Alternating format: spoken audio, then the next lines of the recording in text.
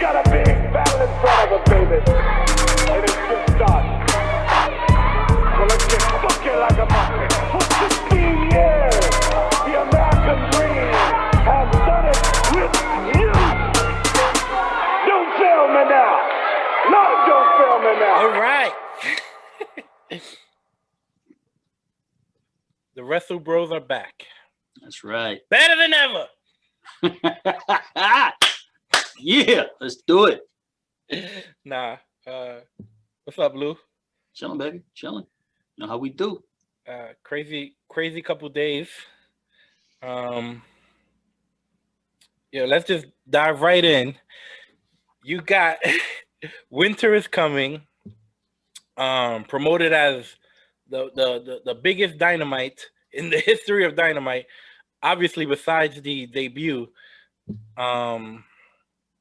And I guess most noteworthy, Sting. Sting is here. We talked about this a little bit before we started shooting or recording, and you did not like this. And now I need to know why. That's why I'm rushing right into it. Okay. Here's the thing. I'm going to start off by saying this. I love Sting. Steve Borden, we've had the pleasure. We've met him a couple of times in person. Great guy. I grew up with Sting. I grew up with him in WCW, and he was one of my favorites. I literally think that probably after Hulk Hogan in the WWF, it was Sting. Like, that's how much I love Sting. When WCW shut its doors in 2001, I was really hoping, I was really hoping to see Sting in the WWE. Unfortunately, that didn't happen. And he made a stop in TNA, which I thought was like, okay, this is going to be a stop and maybe for a little while. And then a little while became a little while longer and a little while longer. And it became probably close to 10 years in TNA. And with Sting, he has spent the better part of the last 20 years of his life in wrestling, literally helping get younger talent over, which is fantastic. Don't get me wrong. I think that to a certain degree, he's done it at his own detriment, because at being such a major star, especially the size of his star when he was in WCW, and yet I know that the way that WCW ended made everybody who worked in that company diminished everybody. So that's not his fault. It's just a matter that WCW really fell apart like the last year and a half of their existence. But he spent so much time in TNA helping out younger talent who are now today's superstars, depending on where they're booked, whether in the WWE, AEW, or wherever they are. I wanted to see him in the WWE. When he got to the WWE, he was 10 years too late when he got there. He still did tremendous work for them, even though it was very, very brief. And in 2000, I believe it was 2015, when he last wrestled, he had a very scary moment when he worked against Seth Rollins that it looked like, oh my God, he's either paralyzed or had a stroke or something. Thank God nothing happened to him. When he disappeared when he retired, officially, in his own words, in 2016, when he retired, I was a little heartbroken because there was one match that I wanted to see, and I'm sure most wrestling fans wanted to see, was to see Sting versus The Undertaker. That's the only match at this stage of Sting's career that I care to see. I don't want to see Sting use his credibility to build younger stars who they need to develop differently. And I think that when I saw Sting in AEW this week, it almost felt like I was watching an episode of TNA Impact from 2005. this is with all due respect to all the guys in the ring in that segment. None of those guys belong in the ring with Sting. At this moment, none of them. Cody Rhodes is a tremendous star in AEW. Dustin Rhodes is outstanding. Darby Allin is a young up-and-comer who will be a superstar for AEW if they continue to project him correctly. I like Taz, and I got nothing but love for Taz, but he doesn't belong in that picture. Brian Cage, I know that you and I have had disagreements about Brian Cage. I've defended him, but the more I see him, the less I like him. Oh, I'm about to say. I'm leaning your way. Your way. I'm not a huge Brian Cage fan. I'm leaning your way towards him. Ricky Starks is fantastic, and I think that Ricky Starks reminds me of a young Rock, except the fact that he doesn't have the physique, because he's got all the personality in the world. He actually has as good a physique. It's just minimized. It's like 60 pounds lighter. So it's but that's what I'm saying. That's what I'm saying. He's like the miniature version, like a little. That's what I'm saying. He doesn't have the physique. And Will Hobbs, Powerhouse Hobbs, I think has a bright future, but he didn't belong in the ring in that picture either. It's almost as if I was disappointed to see Sting used there, because at this stage of the game, if Sting is going to be used in any way, shape, or form, because I don't know how many matches he has or if he can wrestle at all. I don't know if he can.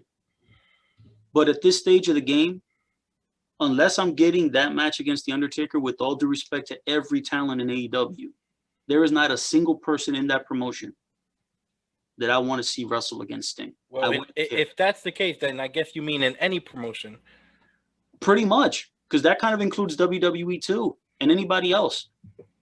Because there isn't Sting is at a point now to where putting Sting against, up and comer A, B, C, whomever, as great as the opposition on the other side might be, and you can project them to say, oh, a year from now, 3 years from now, 5 years from now, they're going to be the top star.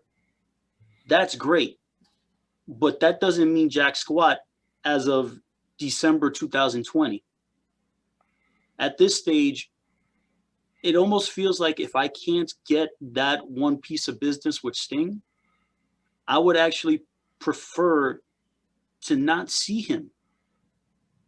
It's weird, because I know that wrestling fans are like, why would you say that? But it almost feels like this feels like something I've already seen. It feels like a rerun, unfortunately. And I love Sting. I love him to death. And listen, he's a grown man. If he wants to work for AEW, God bless him. I'm not, who am I or anybody to tell him he can't do that? But for me, I saw that, and when I saw it, and the whole, they did the whole Winter Is Coming type deal, and then I remember saying this out loud, oh my God, please don't let this be Sting. And as soon as I said that, boom, the Sting, the whole thing came, and then I saw Sting, and I was like, oh no. And I looked up and I said, I feel like I feel like I've seen this before. And that's the reason why I was disappointed with it. Well, I watch wrestling differently than you do. I try to watch it like if I'm watching a show, a television series. I don't want to watch it with inside information, right? I don't want to watch it knowing that Sting is a 2-year-old man. I also don't want to use what's happened in the past against him or against AEW, because that's not fair. Because however he was booked in WWE, like with the whole Triple H thing, that was wrong. That was wrong the way WWE. Yeah, it was poorly done. That was wrong. So, but so even forget that. A lot of cool WWE did a lot of cool stuff with Sting, because I was there at the live show where he came out of the Raw, the the statue for Seth Rollins. Mm-hmm. That Raw, I was there. That was pretty cool. So they did do some cool stuff. So they did understand what they had. You know, they just kind of wanted to give him what Sting was worried about. The 10 years that he didn't come, it was because of that. Because he knew that Vince McMahon wants to give him a little jab. Pop, pop. He wants to pop him in the mouth for being a WCW guy. And that's exactly what happened. But I can't understand why. When you have a commodity like that. Listen, as soon as WCW closed their doors in 2001, if I'm Vince McMahon, I would have literally called him up and said, Steve, listen, I need you to understand that, especially, and if you look back at the WWE's roster back in 2001, what a phenomenal roster they had. You could have easily plugged Sting into that roster and just imagine all the, we'd be talking about all these outstanding matches he would have had against. I would argue that if Sting shows up in 2001 or 2002, whatever, or even 2003, that he would have a couple of moments where he's the biggest star. Because Austin and Rock would slowly start to disappear. And Sting would be the man. And he would be plugged in.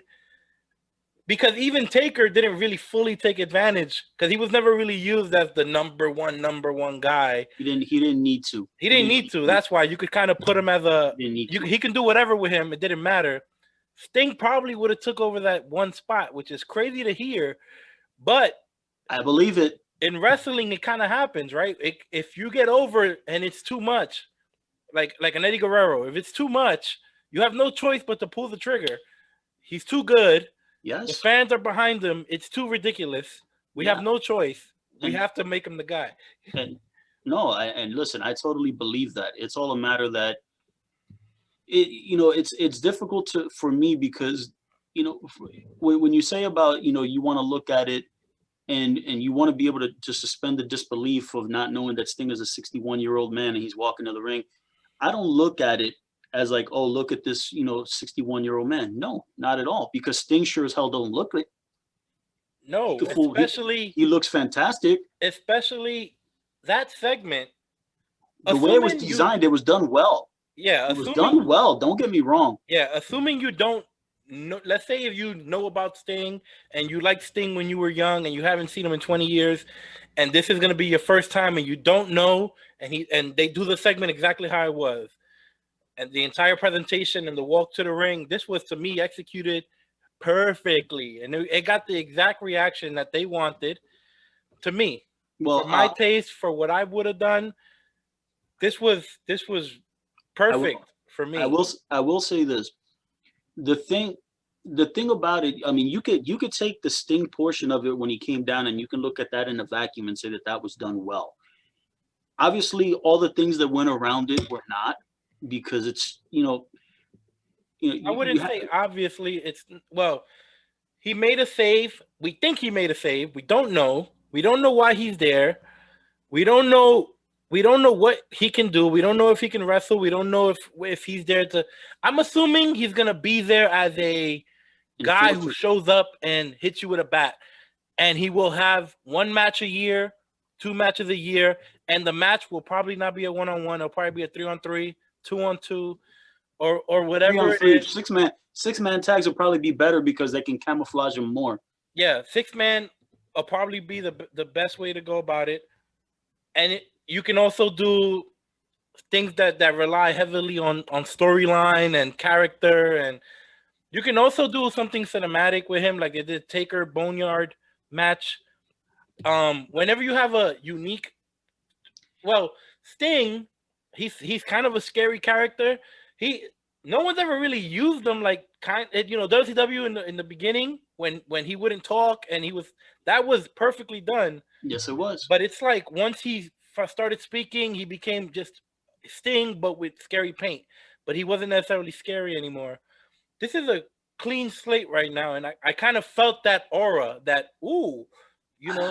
I mean, it's again, it's more a matter for me that when I take a look at Sting, I see him much differently. And again, it's like when I see him in that scene with the people that he was with, it felt like I get what AEW was doing, and I understand that AEW views these people, their players, differently than I do. And part of it is because of the fact that they are a startup, and the people that they are presenting for the most part are unknowns to the national audience, and they're getting their first big exposure to a national audience on this platform. So when I see Sting, somebody that I have been watching for 35 years, since the very first show, probably the only thing that I didn't see happen in real time was his run in the UWF when he was working for Bill Watts. As soon as he got to the Carolinas and he got to the NWA, WCW, TNA, WWE, and now AEW, and even the stuff he did in New Japan while he was in relationship with WCW, I got to see all of it. So I view Sting very, very differently. And again, if I know that AEW has to book this differently, and I have to try very hard. Sometimes it's difficult for me to do it because no matter how I can project seeing Darby Allin being something special in a couple years, or Will Hobbs or Ricky Starks. That's great, but the thing is that they're not there now. And if you're gonna put Sting in a situation now, let's just say you're putting Sting in, and I understand that Sting has really devoted the last 20 years of his career, last 20 years of his life in this business, putting over younger talent and giving younger talent a great opportunity. But at this point now, Sting is not in his late 30s, he's not in his 40s, he's not in his 50s. Like at this point now, it almost feels like I want to see Sting in something really, really special. This was not it.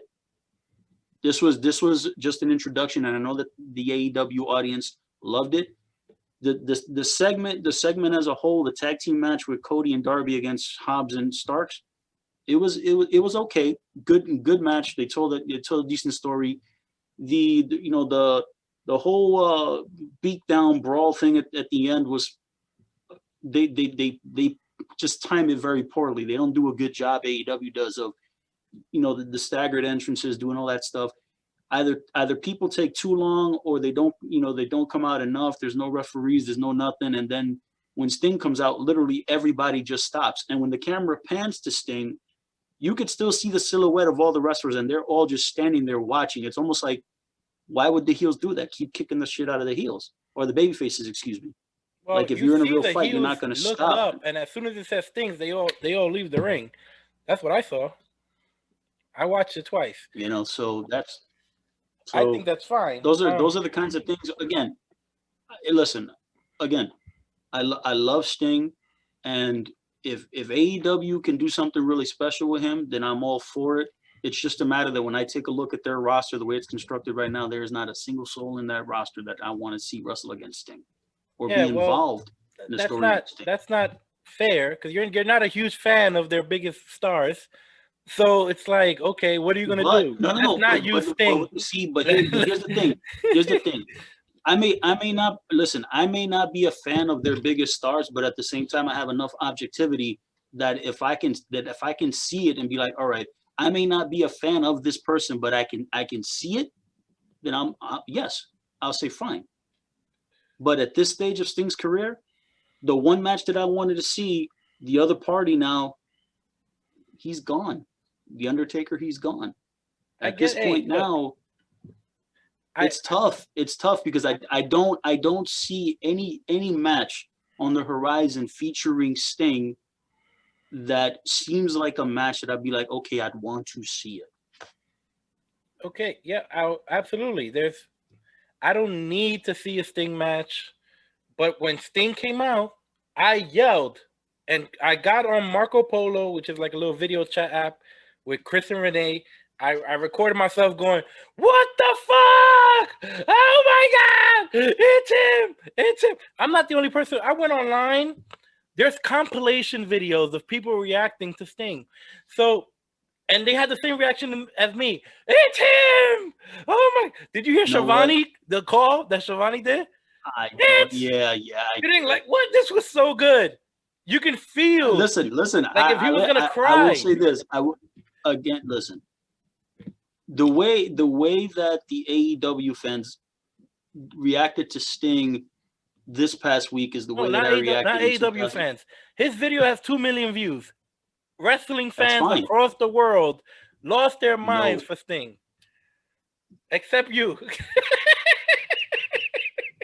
Again, because I've seen this before, but I reacted that way in 2014 when Sting arrived in the WWE only because it's something that people had been anticipating for decades.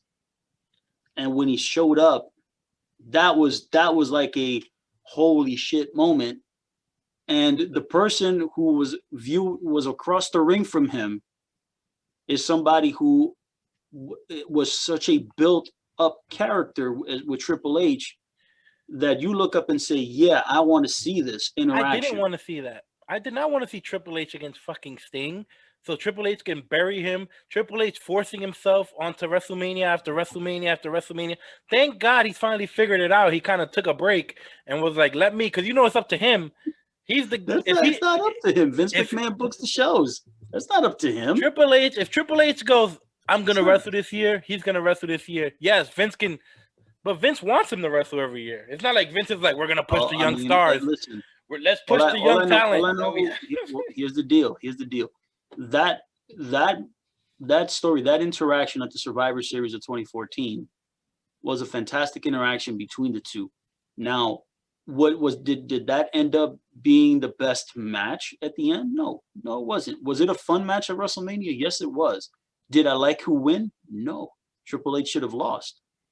And I think that ultimately was kind of like, okay, you've kind of told us, the audience, that you don't see a lot of value in Sting, especially knowing that a guy like Triple H that could have lost to anybody, and it's not going to hurt. It's not going to hurt him at all.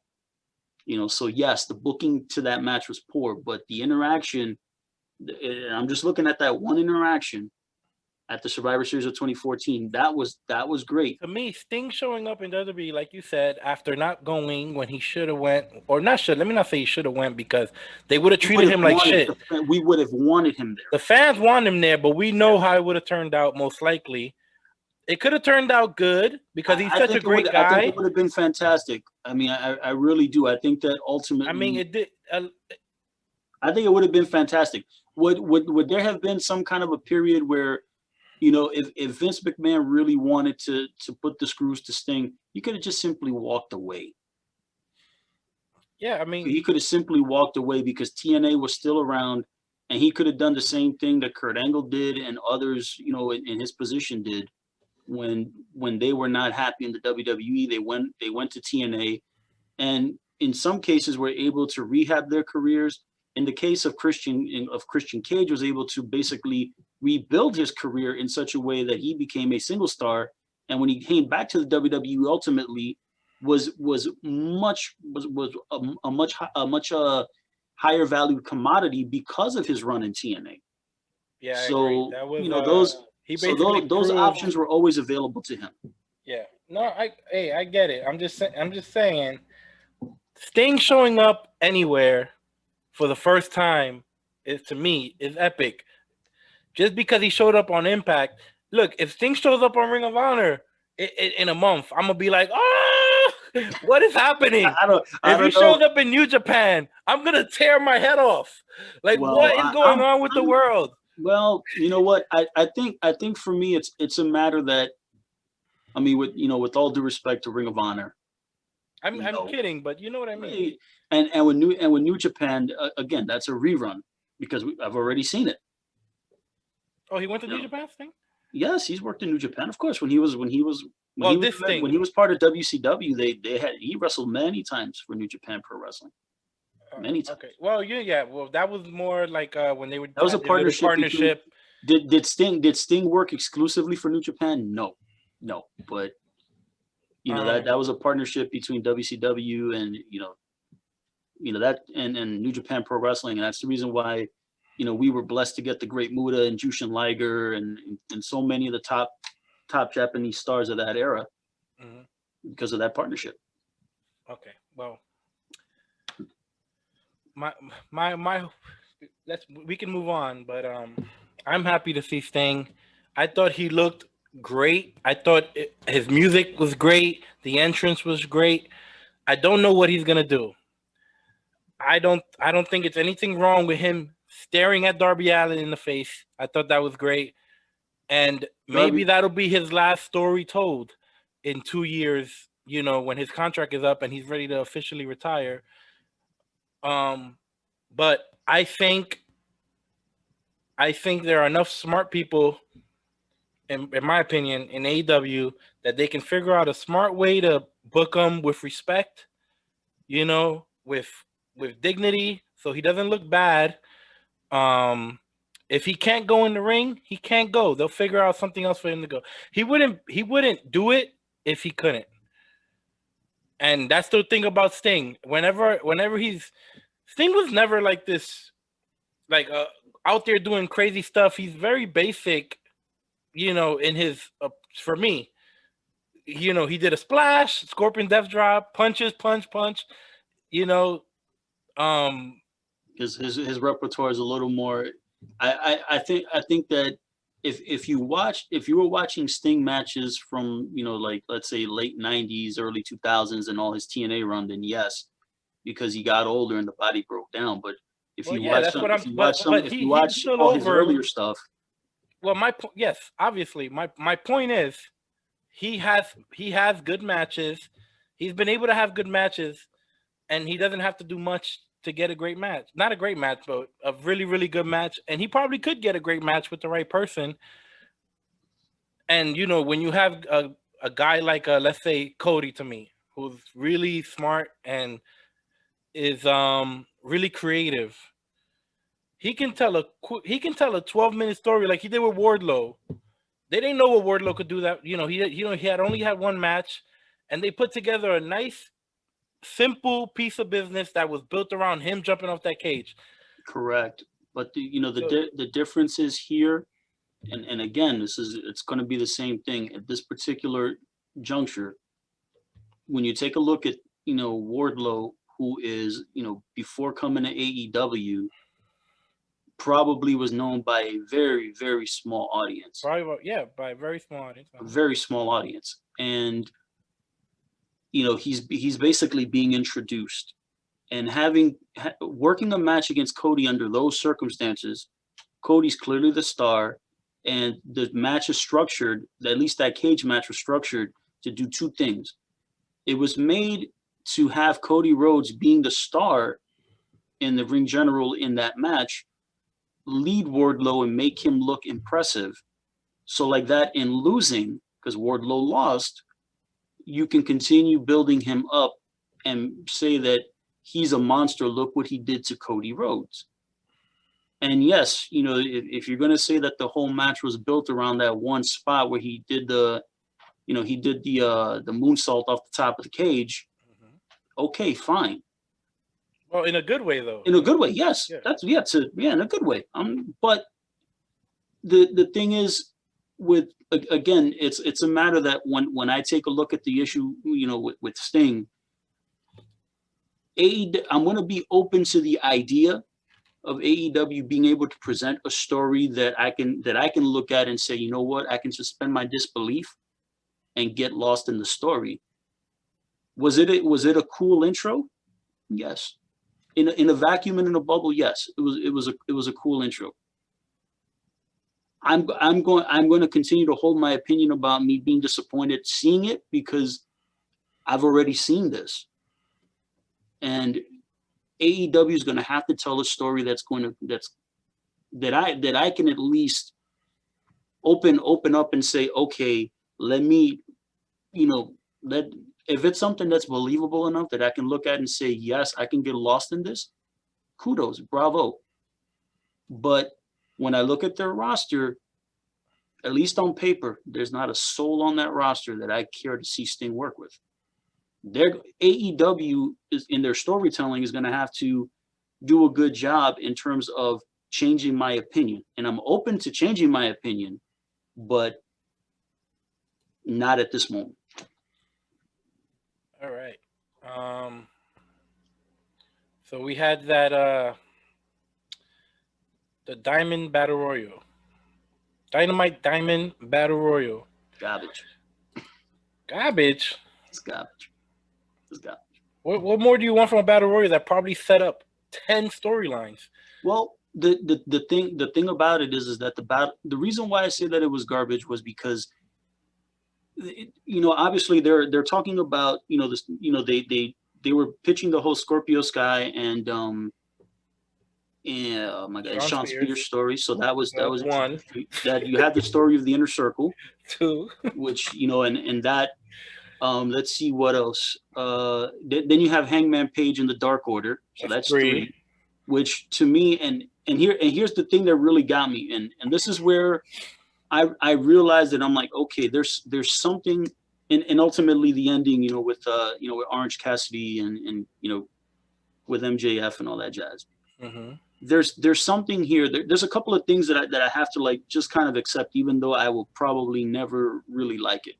I have to accept the fact that to the AEW audience, Orange Cassidy is a star, and I'm just gonna have to learn to live with that. Mm-hmm. I'm also going to have to learn to live with the fact that I don't know what the hell the Dark Order is supposed to be, but somehow the audience likes it. Because when the Dark Order was eliminated from the Battle Royal, I actually heard the fans booing. And I'm like, yes, but this is new. Why are you booing? And this is the problem with no audience. And this is the biggest audience they've had. And this is the first show that the audience had an opinion that you could hear. Because when they had 500 people, no, this is the first time that they probably mic'd the audience correctly. They probably mic'd the audience, which is what it should be. I've seen footage online. The audience is always loud, but when they're so spread out and it's 500 people and there's 5 people here, then you just can't hear it. Because when you see it from fan recordings, it sounds insane. But when you watch it on television, you can hardly hear it. But there were enough people in the crowd that for the first time, you can hear what they wanted. This has not been a problem in wrestling all 2020, pretty much, since COVID. We don't know what the fans want. We don't know what they like. The fans did not like the Dark Order before. Nobody did. But these characters... I don't... Go ahead. Okay, I'm cutting you off. I'm sorry. Go ahead. A lot of... If there were diehard fans there that watch everything AEW does, they might like the Dark Order because of everything that's happening with John Silver. He's kind of all over the place. And this kid is hilarious. He's really funny. He's really charming. And he'll probably be a pretty good babyface. I wish he was 5 inches taller. But there's nothing he can do about that. But it will be a nice... Well, he can wear 6-inch platforms. I think Jericho has the record. Jericho has to be wearing 2 inches on the bottom, 2 inches inside. His boots had to, especially in his prime. In Jericho's prime, he had 4 inches or 3 inches at least in those boots. Remember when he had those super thick? Which is fine by me. It works. Whatever works, baby. But I do think that John Silver's the one that has the audience, like that little connection with the audience, which is good because if they can turn on him and get the heat, use him as a little bit, a way to get heat, that's going to be awesome. So take that information that they like John Silver. Okay. So when Brody Lee comes back and smacks the shit out of him and kicks him out the group, that'll be nice. The thing about it is when I'm looking at the Dark Order, because it wasn't just Silver in the match. I think Reynolds and I think there may have been one other in the match. I think there was 2 or 3 of the Dark Order members in the match. Yeah, 10. I think 10 and Reynolds, and I don't know if 5 was in the match. I think you're right. I think there was 3 guys. There were at least 2. There were at least 2 guys, maybe 3. Yeah. So when they were all eliminated, I hear the fans booing, and I'm thinking to myself, why are they booing that the Dark Order got eliminated? See, to me, it's kind of confusing to me because of the fact that I'm like, I don't know how to receive these guys. I don't know how to receive them. I don't know, because AEW themselves don't really know what the Dark Order is supposed to be. They wanted them to be this dark, ominous group, but when you take a look at them, when you look at the group as a whole, you're like, it's not believable. But if you turn them into, you know, in the case of John Silver, a very lovable and endearing cartoon character, and it's fine if Silver's the only one that does it, then I could buy that. Now, if all of them are trying to be some variation of that, then I'm like, you just, who are you guys? Are you the Ministry of Darkness or are you the Oddities? For those that don't know that, just, you know, Google WWE Attitude Era. But you know, it's like, tell me who you are, and, you know, and mold that. The idea of the, you know, the interaction with the Dark Order and Hangman Page, it's not the first time that we've seen this. I know that they did this several months back. Initially, I thought it was silly then. I still think it's silly now, because it's like, Adam Page is a guy who is a star. And with all due respect, I don't want to see that interaction unless it's Adam Page versus the Dark Order. Well, that's where they're going. I get it, but the thing is that the interaction, at least right now, looks friendly and comedic, and I'm like, no. Well, it is.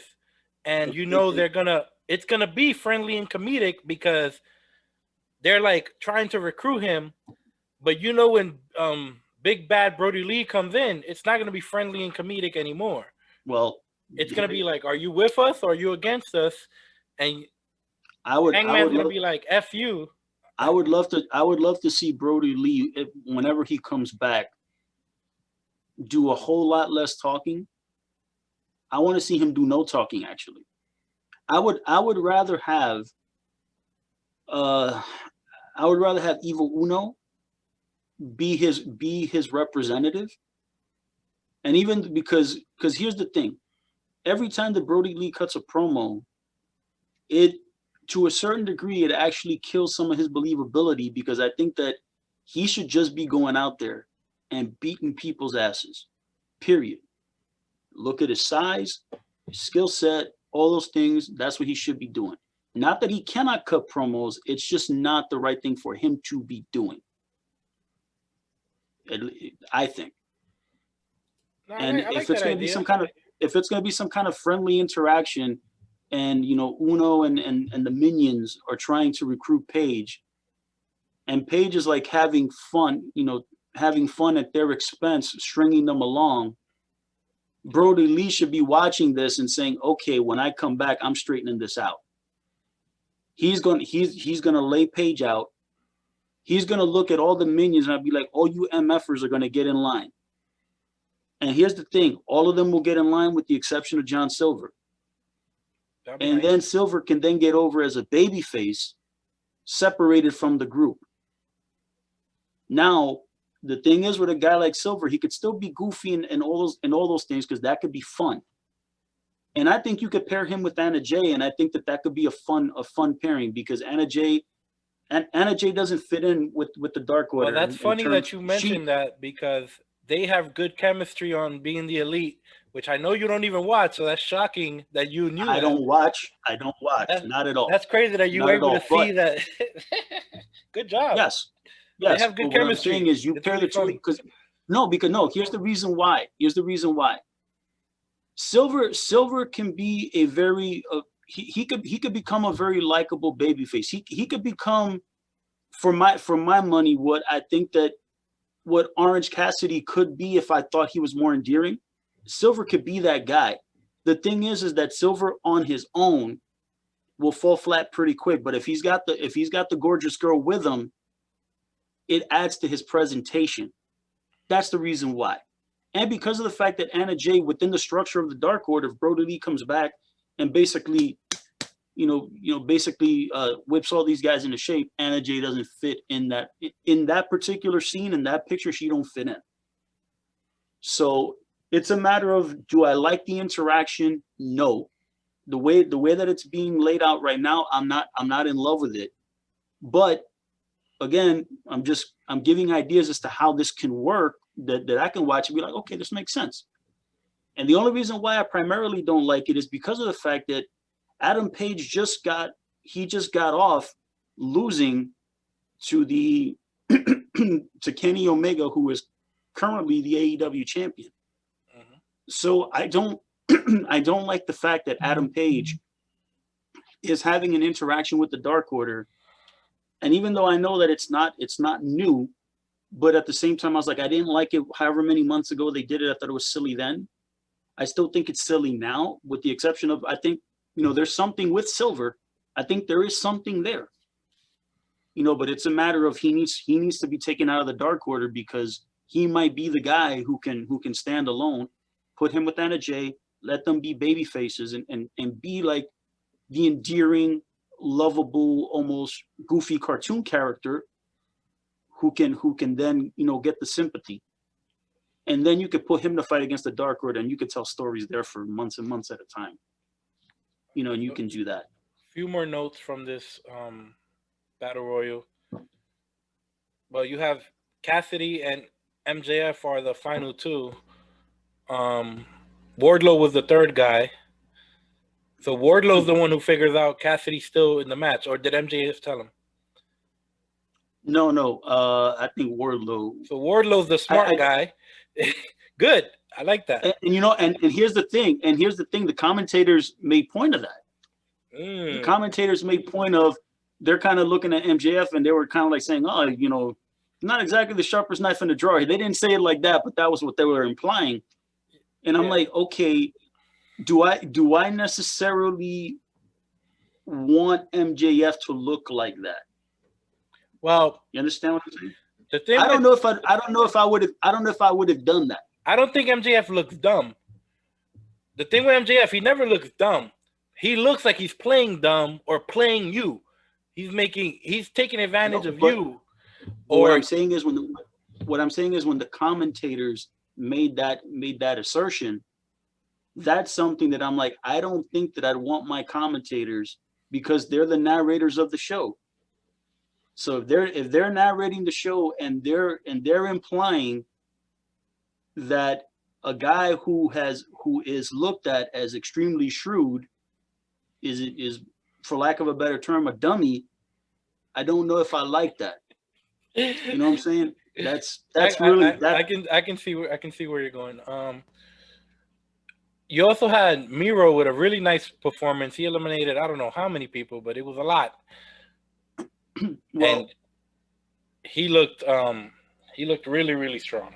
See, it's weird to me, because he did throw out a lot of people, and I understand that this is AEW's this is kind of like maybe AEW's beginning of giving Miro his push. Was it impressive? Yeah. I don't like the way he was eliminated, though. Was he eliminated? He was eliminated by the Inner Circle guys. And the only reason why I didn't really like it is because, even though, how can I say this? He looked good fighting against the three of them, because he basically took the two little guys and swatted them away. And then he had kind of like a, how can I put this? He had kind of like a stalemate fight with Wardlow. What I would have liked is to have a situation where Miro gets the best of Wardlow, knocks him down, looks like he's about to throw him out, and MJF low blows him, tosses him out. Meaning MJF gets all the heat. He's the asshole in that situation. And now you can give, and especially the way the Battle Royal ended, we'll get to that point. But you toss Miro out to where now there can be some semblance of heat for Miro to come back to MJF.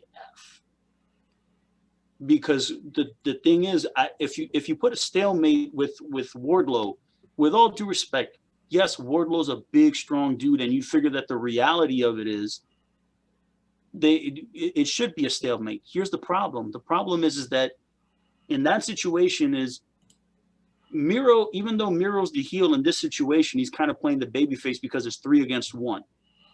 But at the same time, if you want to show him that if he's going to be this monster and you're going to show that he's the monster guy, he's literally taking the monster of the biggest heel faction in the company, and he's putting them on his heels.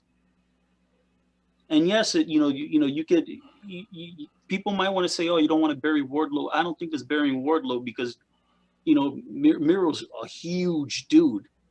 Yeah, Wardlow and Miro can beat the shit out of each other. No one's getting buried.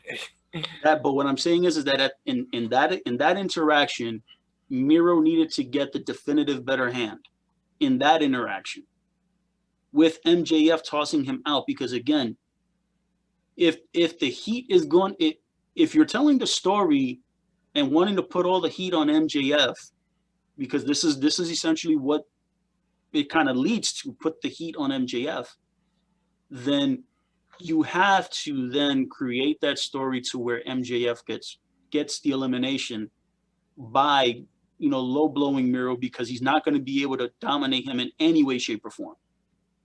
Because Miro's got 50 pounds on him. So it is what it is. When it was after Miro got eliminated, and then it was, Orange Cassidy's laid out on the floor, then you have all three Inner Circle guys against Jungle Boy. I thought to myself, like, okay, I like the fact that Jungle Boy was the one there 3 against 1. The issue is that it probably would have made more sense if there was another babyface with Jungle Boy in that situation. Because in that, and even if it was Orange Cassidy, let's just say that Orange Cassidy's not taking a nap on the floor, he's actually in the ring at that point, and it's 2-on-3, then the baby faces can kind of, work their way and be a little shrewd and be able to get offense on the heels. The thing is, with Jungle Boy 3 against 1, even though he's dipping and dodging, he's not dominating anybody, he's just getting out of the way and just being faster than the heels. It's not a believable position to where Jungle Boy was able to last what felt like a minute and a half, 2 minutes against all three of those guys, knowing that he's boxed in the ring. I thought that interaction needed to be much shorter, and it would have been more beneficial for Jungle Boy to have another babyface in the ring with him. If anything else is not to help him, quote unquote, but it's more a matter of being able to separate the three, and you know what I'm saying? Like separate the three and then be able to get 1 or 2 big spots in, and then you get tossed out. Because at the end, it seemed like the story that they were trying to tell is with MJF when he threw Jungle Boy over the top, when Jungle Boy and Sammy Guevara were on the top rope and MJF pushed him out. I'm looking at it and saying, okay, you're trying to put the heat on MJF, but the story that they're telling is it's always this beef with, the divide in the Inner Circle. And I'm like, I get that, but I would be much more interested in trying to see MJF weasel his way out of a fight against Miro than trying to interact with Guevara. They could do both stories. Put all the heat on MJF, all of it. Put all the heat on him. When Orange Cassidy got in the ring and he actually tossed Wardlow out, it would have been funny had MJF and Wardlow tried to do a double team move, let's just say, and then, whether or not MJF would have gotten in the ring and he popped Wardlow in the mouth by accident, and then Orange Cassidy can drop kick him out or whatever. Just something believable to where now MJF has heat now with Miro, Sammy Guevara, and Wardlow. Now, mind you, it sounds really stupid because all three of them are heels, but eventually I could buy Sammy Guevara as a babyface. I could buy Wardlow as a babyface. And Miro, even if he stays heel.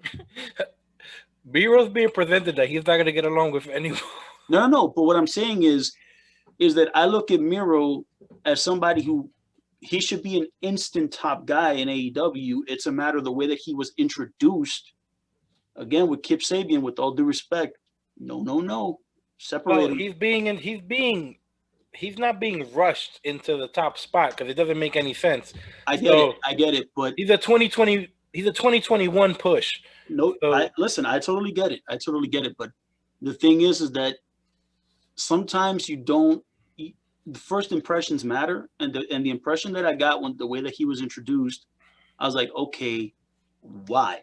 Now, this battle royal is a good introduction in terms of whatever they're going to do. The only thing is, I thought that the elimination of Miro was bad because it looked like the Inner Circle kicked his ass, and when he got thrown out, he was done. Like didn't he beat the shit out of a bunch of people? Where was that? Listen, he beat down. Oh, he came after. When was that? When did he come out and beat up? Oh, he wanted. Oh no, he was held back, right? At the end, and here's the reason why. Here's the reason why I thought that this was just. So the ending sees Orange Cassidy and MJF be the last two guys. I think the world of MJF. I just have to accept the fact with Orange Cassidy that in AEW he's a somebody, and I have to accept that fact. I just got to let it go, because I seriously I'm never going to be sold on Orange Cassidy probably, so I just have to accept the fact that I'm like, all right, within the confines of this particular promotion, he's looked at as a top guy, so fine. But the best friends come out. And, they're there to congratulate Orange. Totally fine. That's not the moment for Miro to come out and want to tear the best friends apart. The best friends were not a part of that match. They didn't cause him to lose. If anything, he should be pissed off at MJF and Wardlow, because they're the ones that beat the piss out of him and threw him out. So that made no sense. I understand that the story that they're telling is the best friends against Miro and Kip Sabian and Penelope Ford. I get it. But in that particular context, that made zero sense. At some point, you have to learn how to let things breathe. That's a moment where Miro, stage left, don't come back onto the scene. We don't need to see you. His facials were fantastic. He looked scary. And I was happy to see that. Yeah, but I'm like, no. That's my thing with Miro. It's like, when they're ready to pull the trigger, whenever you see his face, his body, his facials, his action in the ring, he's ready. He's good to go. It's just you just got to pull the trigger whenever. He was never not ready. Yeah, he was never not ready. Exactly. He was never not ready. That doesn't mean you just force him. You force him to the top of, which I don't like, which was a TNA problem. No. You take a guy, you bring him in, put the belt on him. It's like, what? Like, let's not do that. Listen, I totally get it. Don't get me wrong. I'm not arguing the point of Miro should have been wrestling for the world title on week 2. No. What I'm saying is that the way that he was introduced, it basically said, okay, what the hell am I looking at? Knowing what I had seen in the WWE for whatever 5, 6, 7 years previous, even though the persona had evolved and he, slowly but surely he was doing different things, and he was very entertaining in the WWE. And it was, I think that this is going to ultimately be one of the guys that I'm like, that's a loss for the WWE to lose him, because he was a guy that really had a lot of steam with the WWE audience. But that's the AEW's benefit. It's just a matter that the way that they positioned him when he first got there, I was like, you don't use him, and I say this with all due respect to Kip Sabian, you don't use Miro to try to help get Kip Sabian over, because that's not going to get Kip Sabian over. It's only going to hurt Miro's ability to get over. They're not using Miro to try to get Kip Sabian over. Miro's clearly the star. Miro's the association. What I'm saying is that the association, it's the association of it is they put them together. Elevate. They put them together just because they wanted to use the best man gimmick, which I think it's good. I like the best man. He's the best man. I kind of like that. And when he separates from Kip, no, I know. Why haven't we seen Penelope Ford and Kip Sabian wedding yet? Why haven't we seen it? Well, in real life, Lou, and I know you like your wrestling real. In real life, I know that they're you don't get married as soon as you propose. But they I they know should that. speed That's it for up. sure. They should speed it up. The only reason why I say they should speed that up is because I think that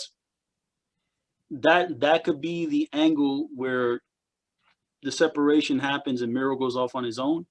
And I think that's the reason why I'm saying is to rush it, because if AEW is going to, presumably next year, going to say we're going to now put emphasis on Miro, then at some point you got to separate him from Kip Sabian and Penelope Ford. That's and the wedding, since he was presented as the best man, then doing the wedding, even if it's a, because I know that Kip Sabian and Penelope Ford are engaged in real life, so if they're going to do the TV wrestling wedding, that's the point where Miro can then say, okay, I've had enough, and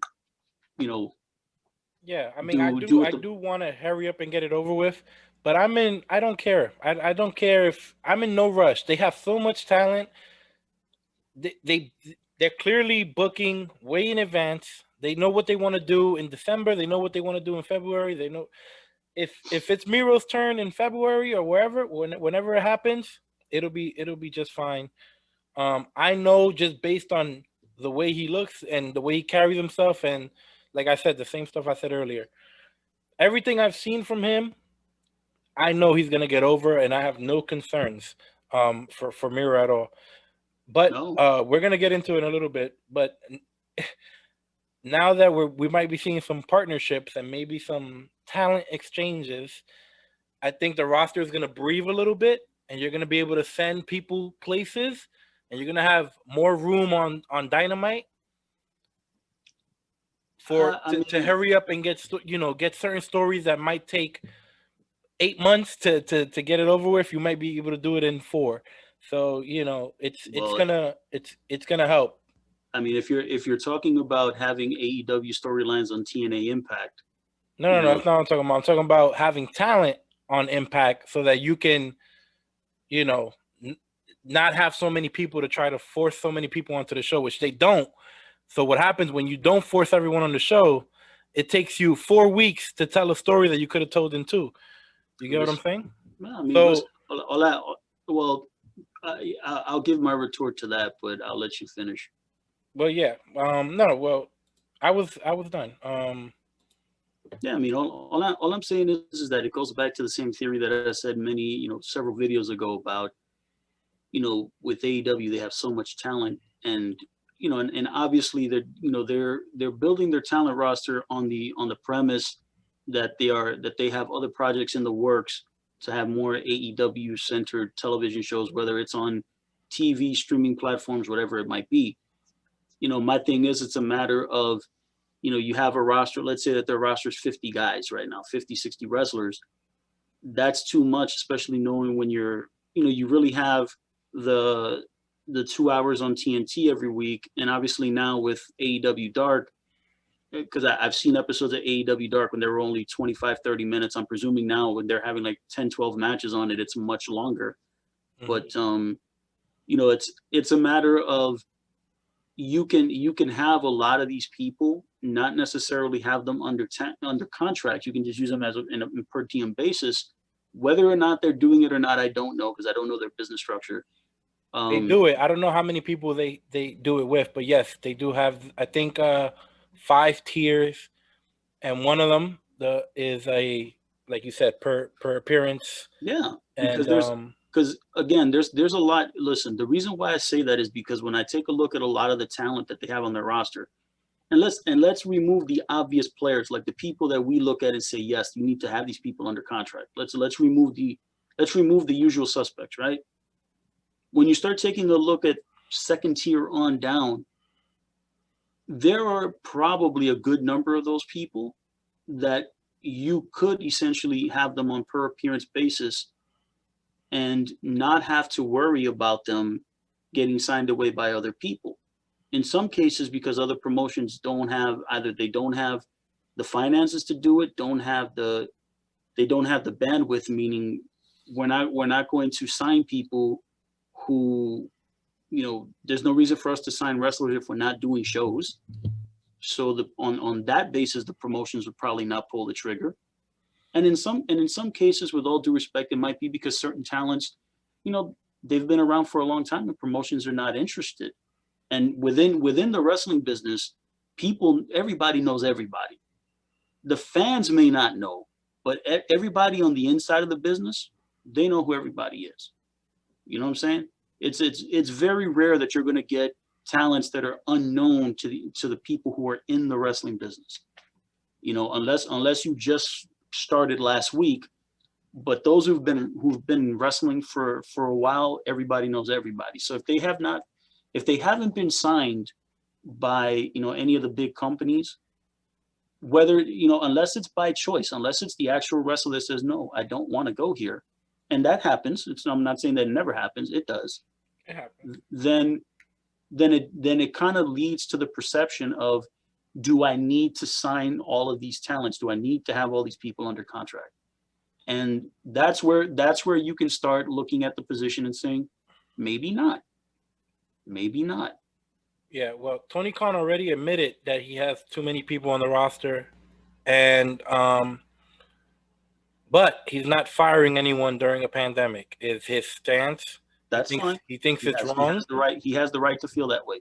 And but he will make some cuts when he knows that these wrestlers at least have a chance to get jobs in other places, and they will. To me, based on what I'm seeing, things are heating up again, and who know? I don't know when this vaccine is coming, but if things open up, wrestling is gonna be on fire.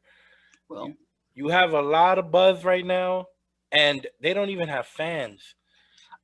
Well, there's a lot of energy right now. There's MLW coming back. Ring of Honor is changing structure and telling new stories and signing people. Impact is signing people and telling new stories. AEW signing people. WWE is back to signing people, even though they fired 100 people. Explain that. I like it though, because it helped the rest of the business. I will say this. Put things in motion. Well, again, I've said this before, and I'll say it again. And I'll take this with me, and I'll debate this with anybody. The wrestling business can have a lot of buzz, and you're right about the fact that the wrestling business is getting a lot of buzz. My concern is that the buzz is amongst it's basically like the echo chamber, meaning it's within the echo chamber of people who are the diehard wrestling fans. It's not extending beyond that group. And the thing is that, yeah, you can have a lot of energy within that echo chamber, but the energy was always going to be there, whether positive or negative. Right now it's positive because of what's going on in AEW, and apparently the partnership that they're forming now with Impact Wrestling. And how does and hearing the WWE's perspective on being open to working with other promotions, which I'm glad to hear Triple H say that, but at the same time I'm like, how does that work? I understand. He's full of shit. And I understand. Listen, I will say this. Do I think that? No, I don't. But the ultimate thing is that he's being truthful in saying that it has to ultimately benefit the WWE in the long haul. And the thing is that he's right. Just as Tony Khan, I believe, should have that same disposition. Yeah, but see, Tony Khan is trying to make his product cool, fun, and entertaining. He's not trying to screw anybody over. He's not trying to put Impact out of business and steal their talent. But that's not. But the thing is that that's not going to be his model. Yeah. Just because you gotta understand, when businesses, here's the reason why I say that Tony Khan should kind of have that disposition. Do I think that it's a good thing to have this partnership? Yes, it's a good idea to have the partnership, because it hopefully puts more eyes on Impact Wrestling. Again, at the end of the day, you can bring in talent that you may not be using regularly on AEW that could get some exposure on Impact. You could have players, if you're AEW, you can have players that are on Impact that may be considered the top tier stars there and say, you know what, not necessarily cherry pick them, but say, I would like, I'd like to use Eddie Edwards. I'd like to use Eric Young. I'd like to use, the North or whomever, the Good Brothers, you could pick them out. Just as it's an unofficial working relationship with AEW and the NWA, when they would have Serena Deeb and they'd have Thunder Rosa and others, particularly in the women's division. But it comes a point to where ultimately, when you take a look at that particular tier, AEW is clearly the biggest dog in the room. Tony Khan is reaching out to the other promotions to mutually help one another. But at the end of the day, AEW amongst that tier, they're going to be able to stand with or without them. Because of their finances, they're going to be able to stand alone. They could look at Impact and they could look at NWA or Ring of Honor, New Japan, anybody else, say, screw you, we don't need to work with you. If we want your talents, we'll go get them. Yeah, but that's the WWE asshole approach. Hold on. They're not worried about that. Hold on. Now, when you take a look at that, they're creating the partnership. The partnership is going to be designed to help the other promotions hopefully get more eyeballs and put more eyes on their product. Obviously, it's going to probably be this, again, same echo chamber audience that are going to be watching, because they're going to follow Kenny Omega's, they're going to follow Kenny Omega over to Impact to see what happens there.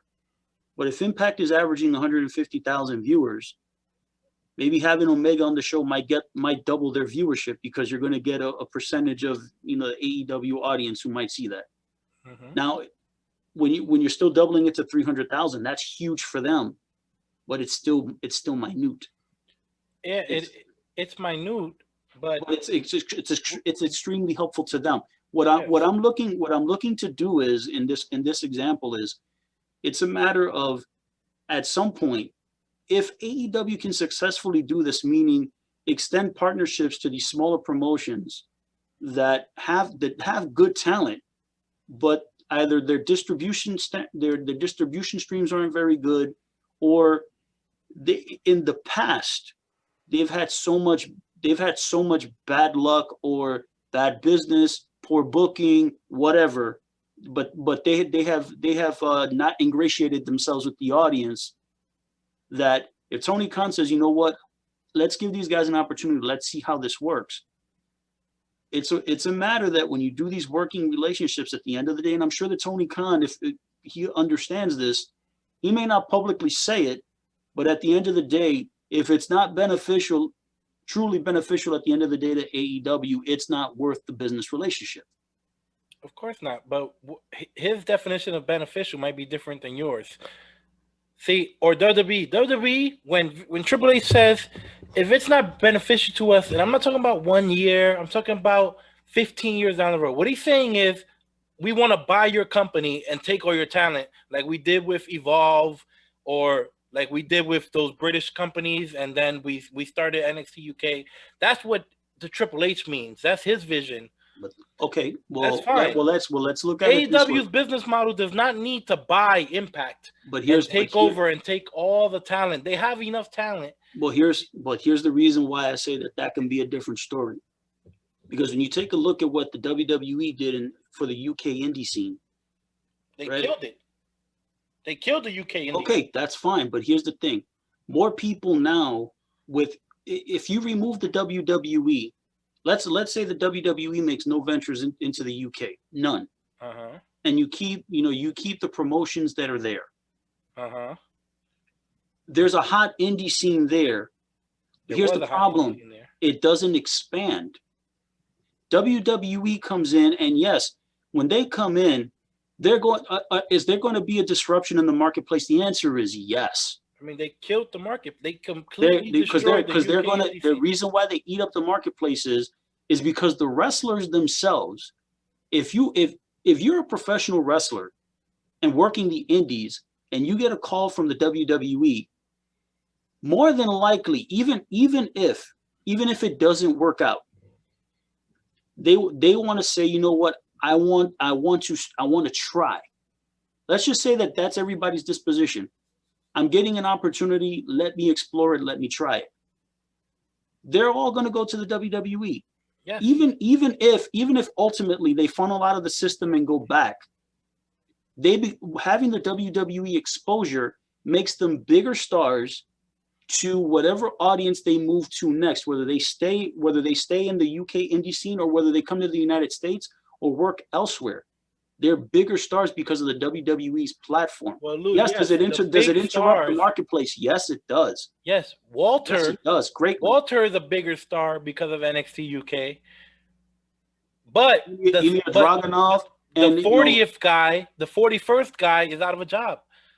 He can't work in the UK anymore. If you're not signed to NXT UK, you can't work in the UK. Well, so that I don't know enough about the UK scene to I'm sure it's going to make a comeback about that. I don't know it's going to make a comeback. It's probably already started to make a comeback. But what I'm saying is that when NXT UK first started, it was struggling. It pretty much died. Yeah, I mean, but wrestling, you know how wrestlers are. And I mean, think about it. They survive. But well, I mean, you also got to look at it to when the WWE really looked at the NXT developmental system and they started bringing in, you know, the top indie stars in the United States, and they all started funneling in one by one. Was WWE trying to destroy the independent scene? The answer is no. But the thing is that if they're creating a brand and they go to these wrestlers and say, hey, we're interested in you. Yeah, the wrestlers themselves say, yes, I want to come to the WWE. No, of course, and it's different. You can't kill the US. If you want to, now you're not going to kill the US indie scene unless you know. If AEW were to fall, then yes, but I don't think they will. No. You can't kill the US indie scene. Of course, COVID can, but you know what I mean. Under normal circumstances, I get what you're saying. It's too big, and not only that. Everyone comes to the U.S. People from the UK, people from Japan, people from Mexico, they come to the U.S. So there's so much, you know, even if they're not top tier talent, there's always new talent coming. Absolutely. And there's so many good teachers now, so many good schools. It's nonstop.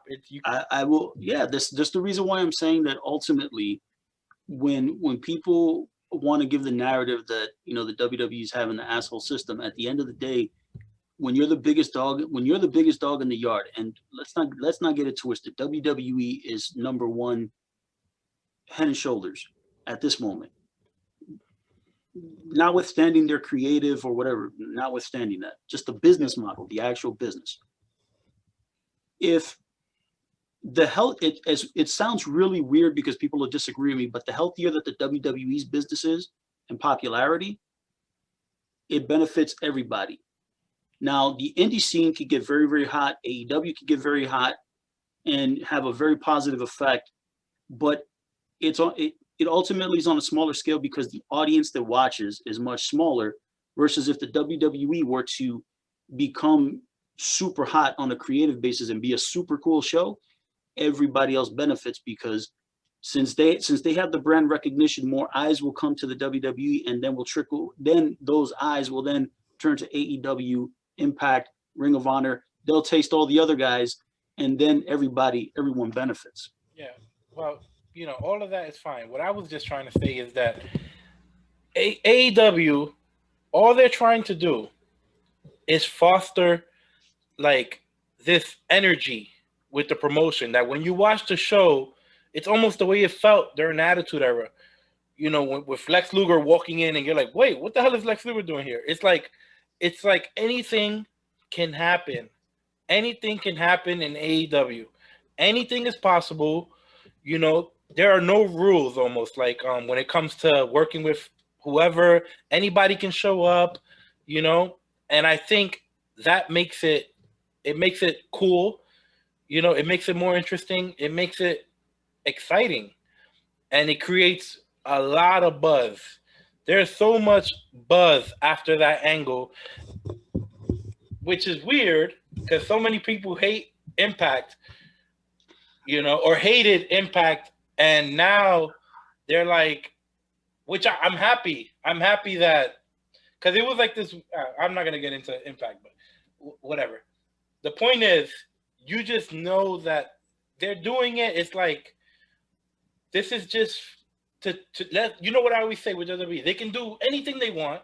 They have unlimited funds, unlimited resources, but they don't do it. They basically go, fuck the fans. We're gonna do what Vince McMahon wants. And this is the opposite. This is, if we can do something cool, we're gonna do something cool. Well, hey, listen, that's which is good. They have, listen, right now, if AEW has the disposition that's their disposition, and whether it's a win or a loss at the end, they're willing to take the risk. That's totally cool by me. I think that the WWE, and I've said this, and I've said this privately in other conversations, I'll say it here. I think with the WWE, yes, they're having a difficult time because of the fact that they're writing the show, at least for Vince McMahon's flavor. The thing about the WWE is that even though they're struggling creatively, with exceptions, I mean, there's certain things they do that are fantastic, but the overall, you could say there's more L's than W's at this point. But they're actively trying to get better. They're actively trying to get, whether or not, whether they're succeeding or not. I don't see them doing anything different. I don't see them. Look, if I don't even know. I feel like it would be so easy. But maybe it's not. Don't get me wrong. I'm not sitting here advocating saying that all the stories that they do are great, because they're not. No, 95% of them suck. Nah, they have two good stories. That's a gross exaggeration. No, it's not. Roman Reigns is good. His stories are good. Yes. Okay, Sasha Banks and Bayley, to me, that story is in the middle of being good, and it has more to go. Mm-hmm. All right, you continue. You can take a look at the story that they told with New Day and Street Profits. They're not going to be able to continue that with the two of them. But that's a one-off match. No. But that could be the component of a. It could be a great story, and I mentioned that. Yeah, they can tell that story. They got the story. Obviously, everything that Drew McIntyre is doing, has been good. They've now ostensibly they've turned Sheamus babyface. Who? They've essentially turned Sheamus babyface. Well, I think it's a fake babyface angle, but yes. But let's just say that piece could be interesting with Miz and Morrison. No, but you're not really telling me anything.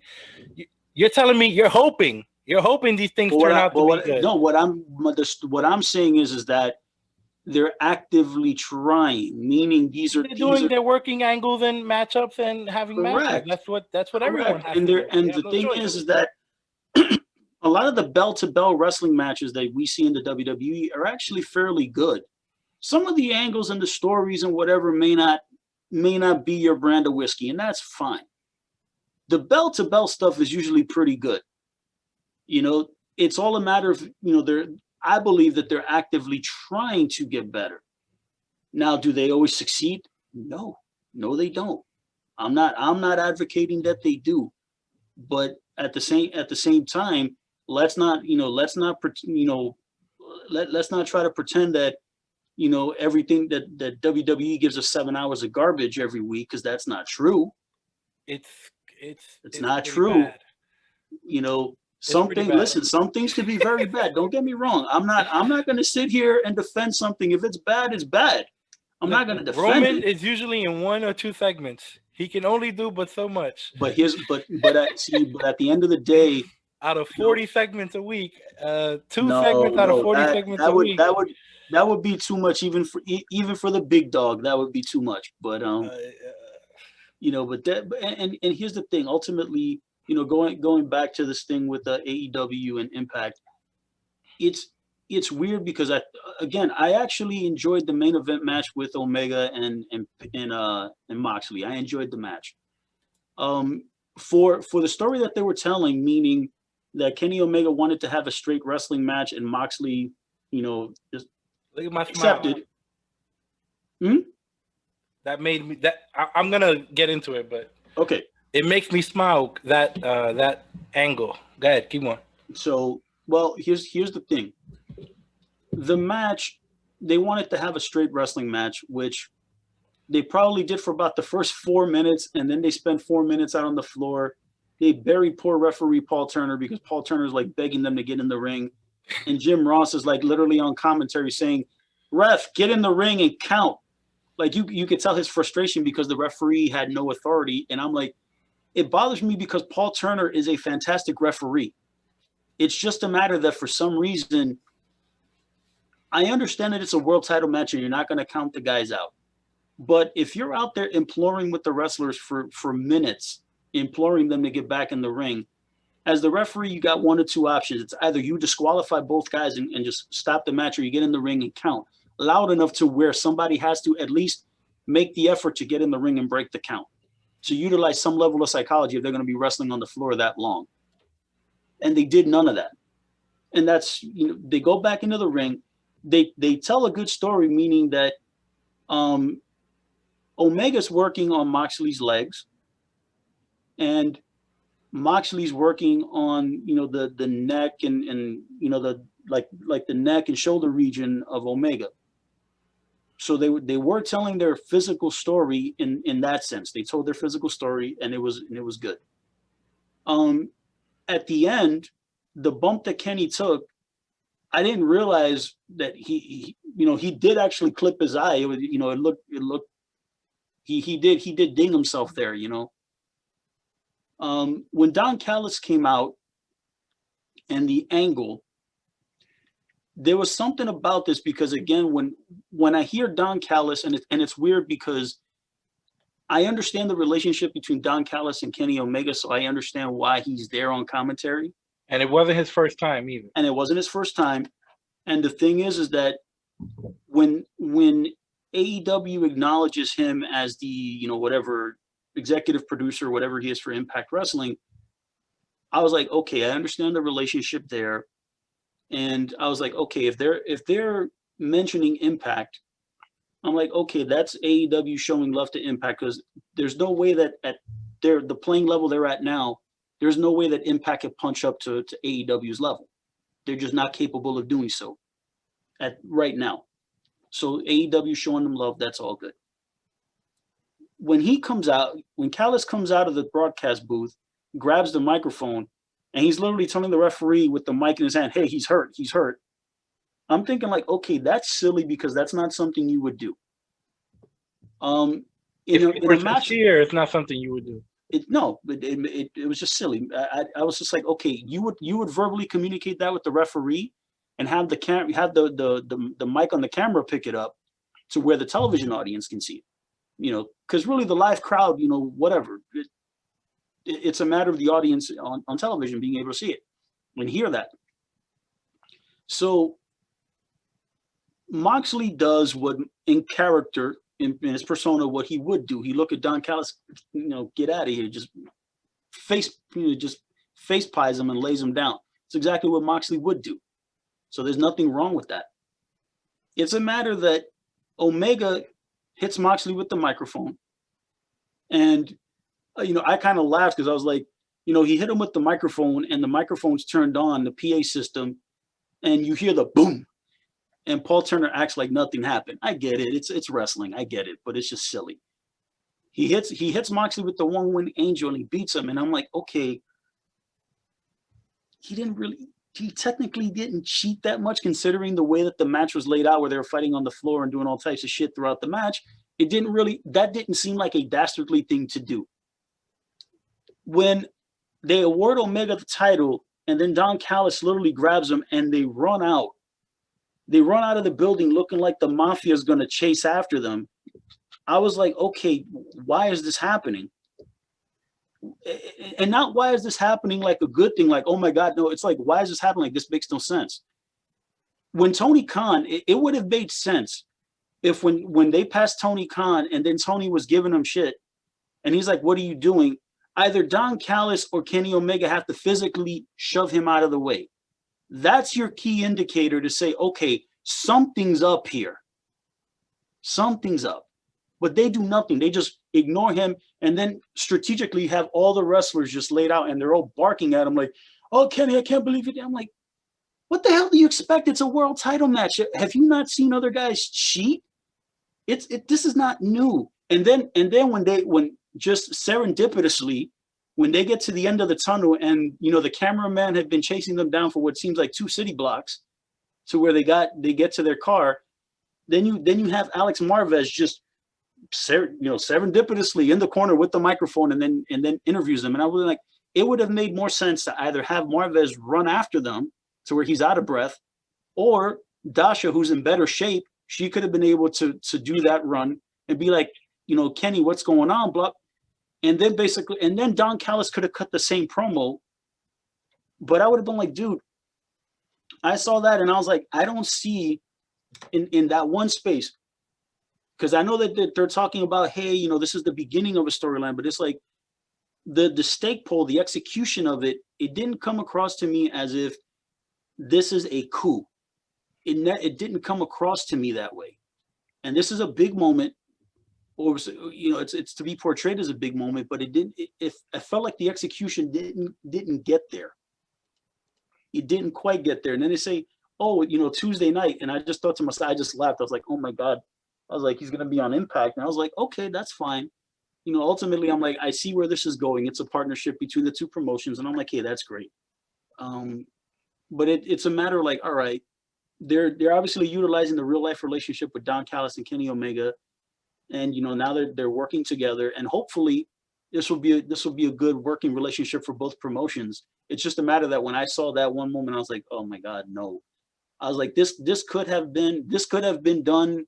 I think it could have been done really, really well. It's just that they were like it's always little things. It's not major things that get screwed up. It's little things that leave me with a bad taste in my mouth. I'm like, I know what they're trying to do. Don't get me wrong. I know what they're trying to do. It's just a matter that it doesn't compute at the end. It computed to me. I mean, it made perfect sense. And another thing I liked is that I did not see it coming because I'm so stupid. We've been talking about a Kenny Omega heel turn. We've been saying it's definitely going to happen. Definitely going to happen. Definitely going to happen. So it didn't happen when it was Kenny and Hangman when we thought it was going to happen. Now, did it happen here? Did it really happen here? Yes, he cheated. He cheated for the first time in his AEW career. He cheated. He used the really weapon. Just hitting it. He listen. It would have been one thing if he would have low blowed him, hit him with a chair. I mean, he hit Moxley with a microphone in the head, which, in all honesty, I'm just saying this by comparison. No, a microphone's not gonna hurt. But what I'm saying is by a lot of the things that I've seen, particularly in Moxley's matches, that was very tame. And the fact is, he beat him with his finish. It would have been one thing had he cheated and not beat him with his finish. But he hit the one winged angel 1, 2, 3. It looked like it was one little setup move that got him to the end, but he still beat him flat. Well, yes, of course he beat him flat, but he did cheat. He's never cheated in AEW. Never, not once did he do something. Yes, it's you're right about that. You're right. I completely get that a microphone is a bullshit weapon. Most weapons in wrestling are either too much or not enough. Like a sledgehammer, it's like ridiculous. That's way too much. It's way too much. But then you have like the garbage can, and it's like we know that all weapons have the same damage effect in wrestling, which is if I catch you when nobody's looking, it's it's probably gonna end the match or whatever. If it's a hardcore match, it won't end the match. It's weird. It's weird because I think that earlier in the show when they eliminated in the Battle Royal, and I'm using this as a reference point. When Sean Spears got eliminated from the Battle Royal, and then Tully Blanchard walked down and then gave him the little metal slug, and then he hit Scorpio Sky, and then Wardlow threw him out. I think that a spot like that, it would have made more sense had Don Callis actually purposely went into the ring. He's on commentary. He sees Kenny in trouble, and he purposely goes and puts like, a pair of knucks, and he purposely distracts the referee so that then Kenny could do that. That's a more emphatic turn. It is emphatic. I agree. It's a more emphatic, but and that makes more sense. But this seemed a little too subtle, and like you said, there's a difference between too much and not enough. This was certainly nowhere near enough. Well, that's why he hits him with 4 more. He hits him with 3 V triggers and his finish.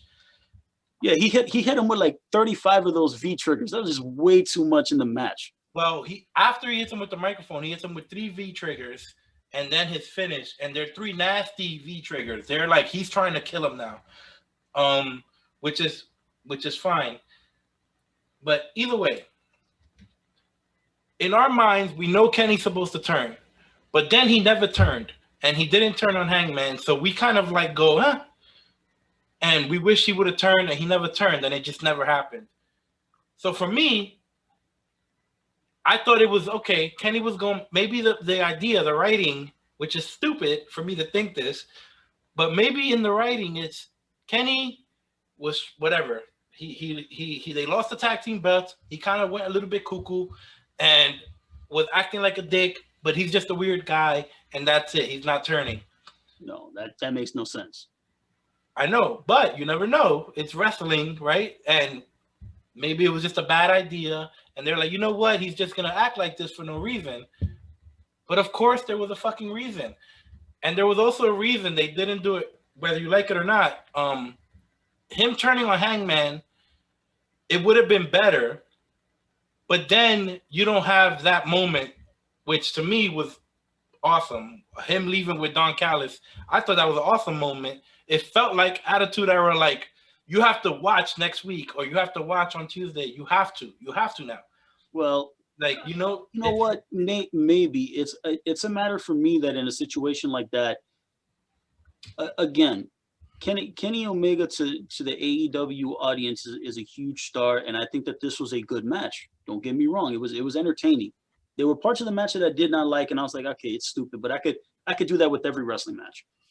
But at the end of the day, I just thought that this particular term was not emphatic enough, and it feels like this is what they're doing. What they're doing is that we know what's going to happen at the end.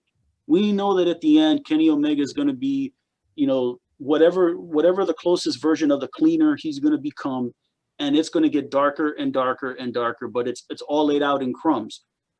Now the thing is, with the addition of Don Callis, I'm like, okay, is this going to, I'm kind of intrigued to see where this is going to go. Am I intrigued enough to watch Impact on the basis of that? Probably not. But because there's only so much wrestling that I can watch. But there does come a point where I'm like, okay, when I said about the thing with Adam Page that I didn't like it because they didn't, it was not a stake moment where, you drop the stake down and you say something really important happened. It happened in this show. Something important did happen. I'm not arguing that something important didn't happen. What I'm arguing is that I don't think that the execution of it was emphatic enough for me to be like, all right, I can clearly see that there's something going on here. He did something purposely dastardly to win this match. He could have easily ran out, not say a word. Don Callis could have cut the same promo with Marvez, get in the car and leave. And I could be like, all right, I know that Kenny Omega is a heel now. He has not said anything. If Don Callis is going to be speaking on his behalf and they're taking the show to Impact, and that's where he's gonna cut a promo because Kenny Omega doesn't want to be confronted inside the AEW environment, and he wants to speak in another promotion on somebody else's TV. Fantastic. But it wasn't emphatic enough. That's all it was. That's the thing that I'm arguing is that it wasn't emphatic enough. I get and maybe it wasn't. Maybe I think it was not emphatic enough on purpose for the final 5 seconds to be shocking.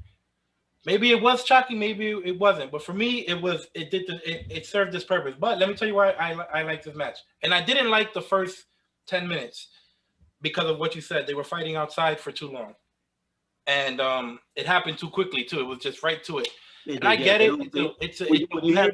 When you have 35 minutes, you got to build to that. Yeah. And if it was pay-per-view, I'm sure they would have. But because you have we have to cut to commercial. They had 2 commercial breaks, which I was already. So what? Come on, that's no. You got 35 minutes. I don't Either way, they got the outside fighting in, whatever. To me, the outside fighting it just happens every match, so it doesn't matter. But it was too long though. So I agree with you that it was too long. I didn't like it. So I thought the first 10 minutes weren't good. But this match, why do I like it? Well, the story of Kenny and Jon Moxley, which, if you think about it, it's a long story. It's only been 2 matches, but it's a very long story. Double or Nothing. Moxley shows up last year, 2019 Double or Nothing. Moxley shows up for the first time, attacks Kenny, blah, blah, blah, blah, blah. Obviously, they're going to have their feud. It's going to lead to a match. They can't have the match. Then Moxley shows up again after he's healed. At the first Dynamite, I think. That's when he puts him through the glass.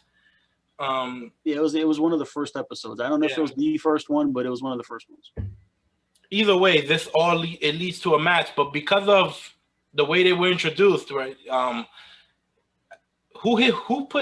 Did Moxley throw him off the poker chips? Yes. Yeah. So it kind of started in a hardcore way. It started off from the first interaction. It was always in Moxley's playground. Yeah. It was always like, through the table, okay, whatever, barbed wires and all this craziness. But normally that probably wouldn't be a good thing to start like that. But for this story, it was a good thing because it gave Omega, it gave him some seeds, right, to plant.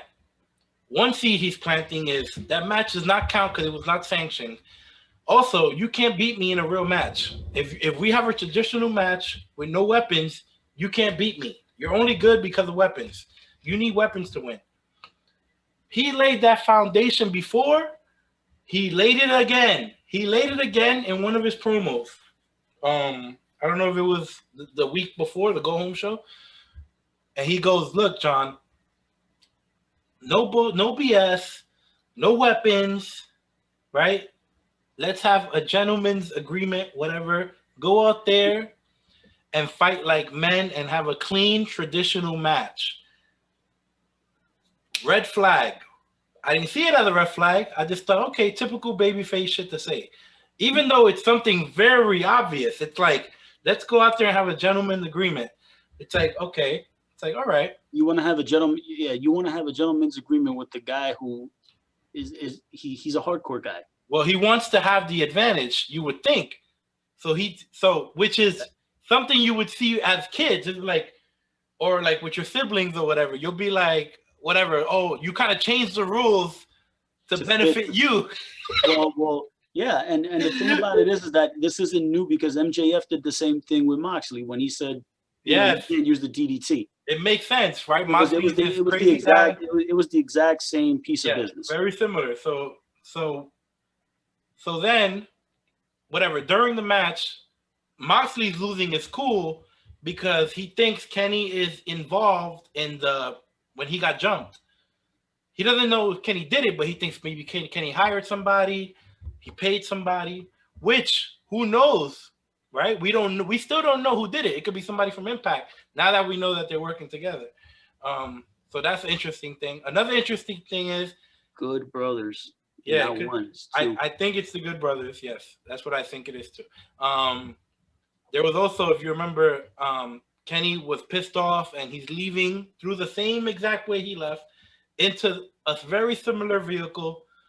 And he tells the Bucks, like, either it's time. You coming with us? Yeah, that's when they lost the titles. Yeah. So it's you with- basically you with like me? Are you in or out?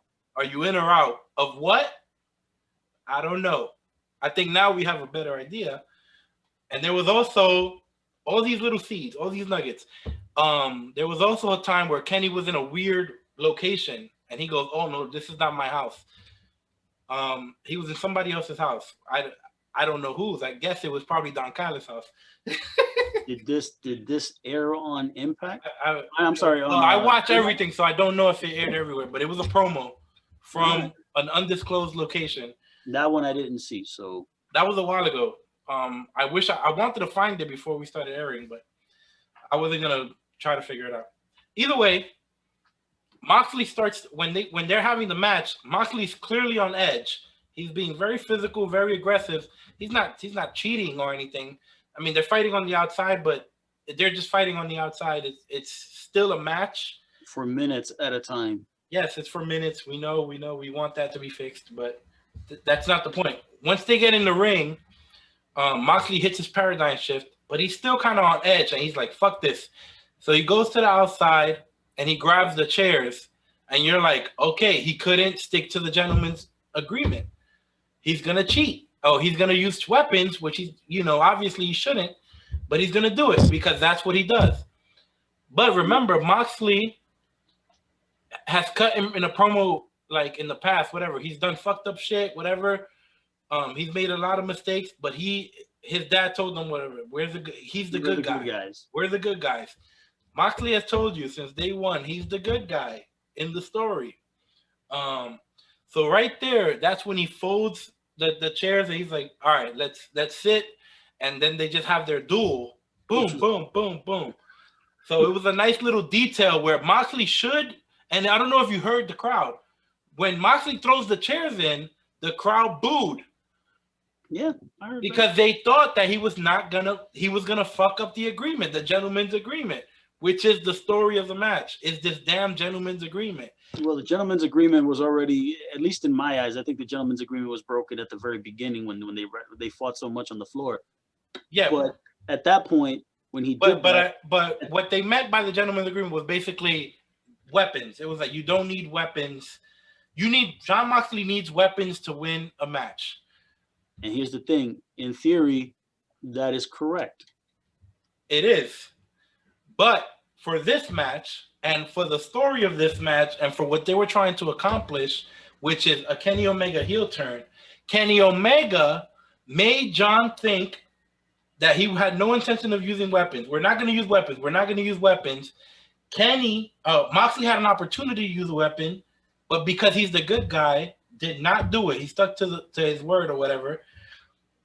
But by the end, Moxley's the one. Kenny's the one who used the weapon, no matter how small, whatever. They wanted to show you that it was a weapon. It did damage. Now, they didn't want to make it so obvious because of the ending, the last 5 seconds. They still didn't want you to know what was going on. And you still kind of don't. You know what's going on, but we don't have an official word. In the television show, we don't know exactly what's going on. I guess for me, wouldn't it have been more effective had Omega, the whole scenario I put out a little while ago, and Omega would have whacked Moxley with like a pair of nugs to where, like whack him, knock him out and pin him. So there's a couple of things, right? Omega clearly cheats. Moxley technically doesn't get beaten flat. He got screwed over. You save the one-winged angel because then Moxley can look at him and say, "You talk all this BS about a gentleman's agreement, but look at how you beat me." Mm-hmm. But he's still gonna when he beat him with the one-winged angel, what you've essentially done is, even though Kenny quote unquote cheated by using the microphone, he still beat him flat because he hit him with another, handful of, the knee, his knee drops on him, and then he hit his finish. So he beat him flat. Yeah. So that's the reason why I'm saying that all the things that correlated at the end, it works best if it's a true screw job finish.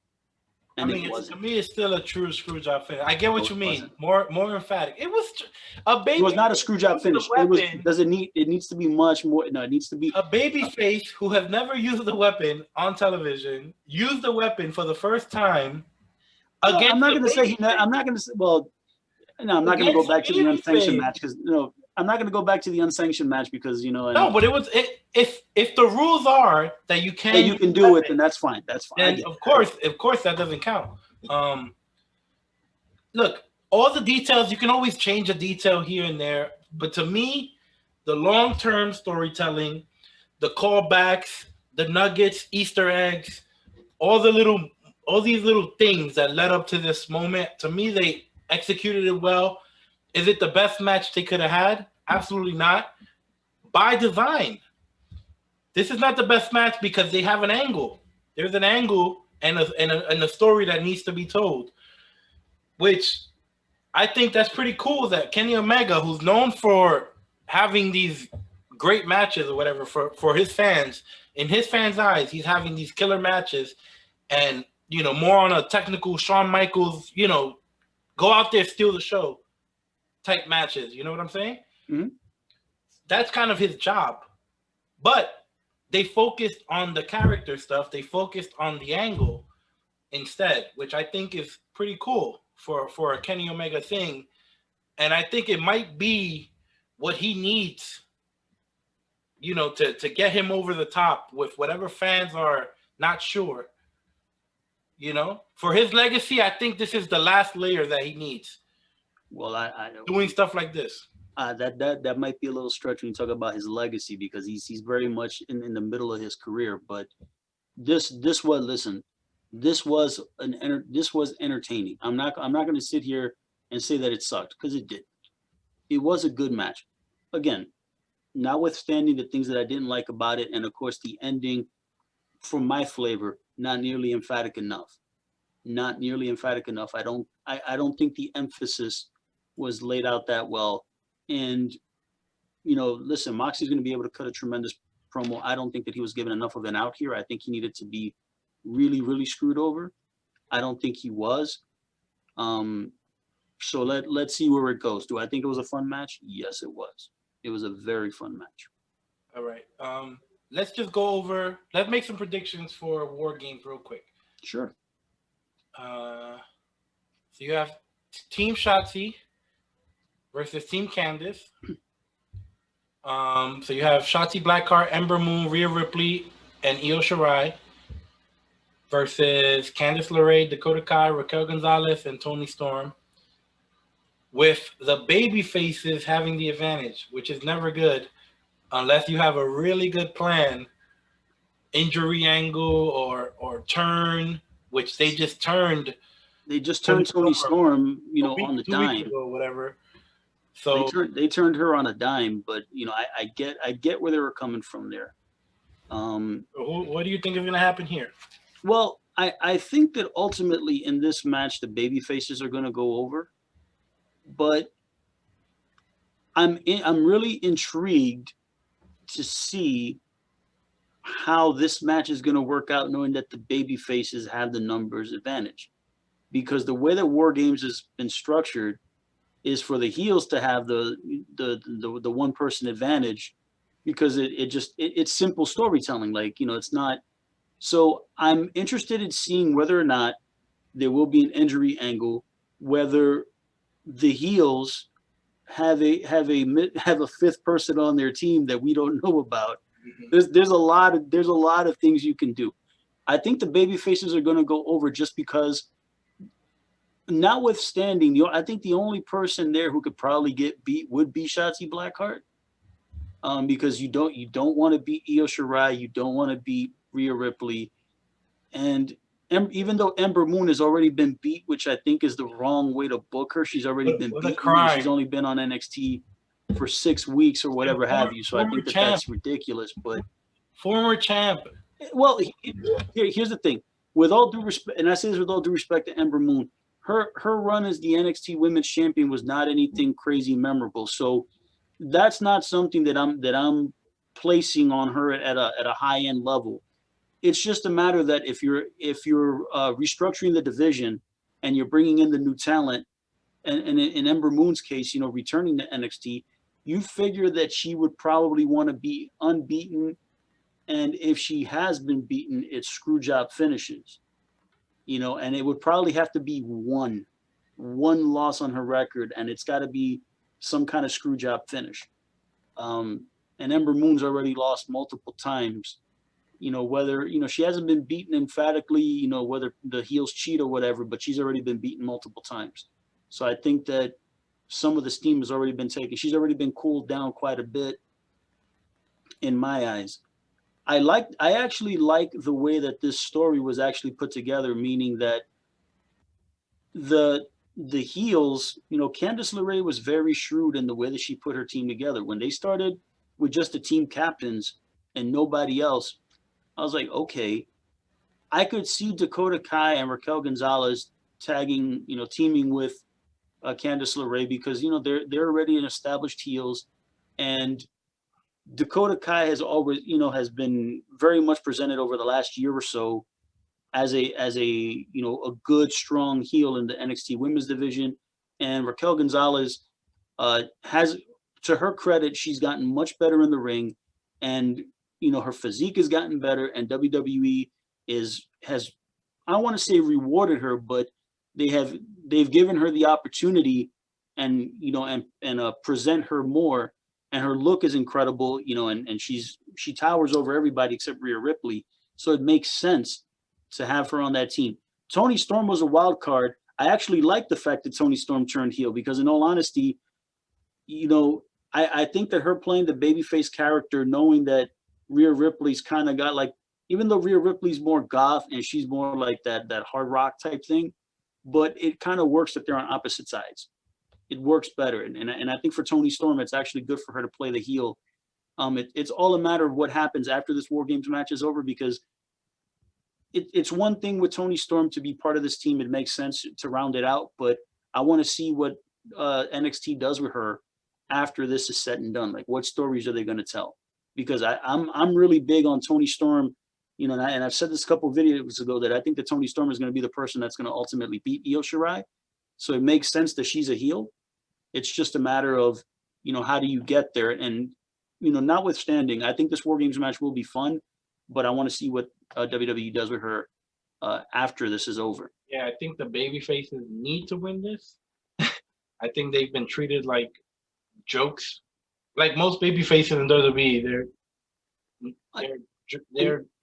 They're basically just nerds who get beat up and get turned on a constant basis, and they never win. So I think the babyface needs to win. I think it'd be nice if Shotzi won, because no one else needs it.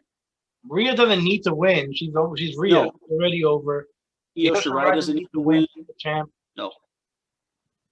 Ember, you already beat her, so who cares? You named the team Team Shotzi. I think Shotzi needs to get this win. Now, who does she go over? Good question. I say Candice. I don't want Toni to get to lose. Like you said, I think this needs to be a little showcase for Toni Storm, and a little nice look into the future, because I agree she should be the one that's the next champ. I don't like that they rushed her heel turn. They're like, okay, she's here. It's like you can tell they looked at the numbers, they looked at the roster, and we're like, we need a heel. Tony's heel now, like with no thought. Well, here's the thing. I don't know if there was no thought put into it, because when Toni Storm cut her promo and when she was, you know, reintroduced, and she cut that promo on Io Shirai as a babyface when they did the video, she said you're going to see a new Toni Storm. So does the new Toni Storm has nothing to do with look, because she looks exactly the same. It's a matter of an attitude.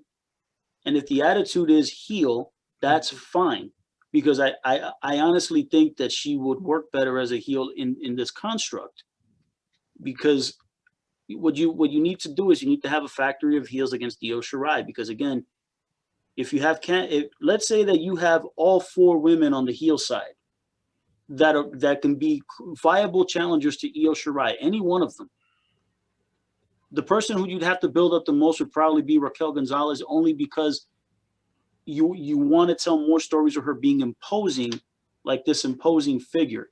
You know, she had that one really good match against Rhea Ripley, but again, it was just one good match. I want to see more of her, and I want to see her be featured more. Do I believe the babyfaces go over? Yes, I do. I think Shotzi Blackheart will win. Ultimately, the person who she needs to be is going to be Candice LeRae, because I think that Candice is the one that has the most equity on that team to lose. Because if anyone, because if you beat Raquel, then you're killing her.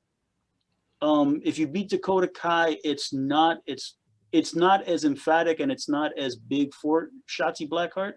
And Toni Storm, hell no, don't touch her, leave her alone, because you're peering into the future. That's your future NXT Women's Champion. So no, she can't lose in this match. So I think it's gonna come down to Shotzi Blackheart getting the win on Candice LeRae, I believe. All right. Hey, they still haven't taken that title off of Finn Balor? No, they had no intention of doing so. So if he's gone for 6 months, that's it? It's just... No, I mean, right now, Balor's been gone for 2, and I think he's been gone for 2 months. He's only been cutting promos now. I mean, listen. Well, if he's cutting promos, at least it looks like he's on his way back. He's on his way back. I mean, you could still tell in his face, because I can tell in his face when I see it that the jawline is still super swollen.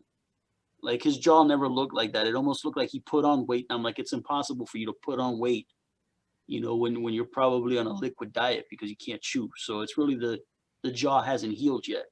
And the thing about it is, those things, unfortunately, those types of injuries, they got to heal on their own, you know, and that's, you know, it's every single body is different. And, you know, I remember with Beth Phoenix, it took her about 3 months to come back. So right now it looks like Balor's on that trajectory.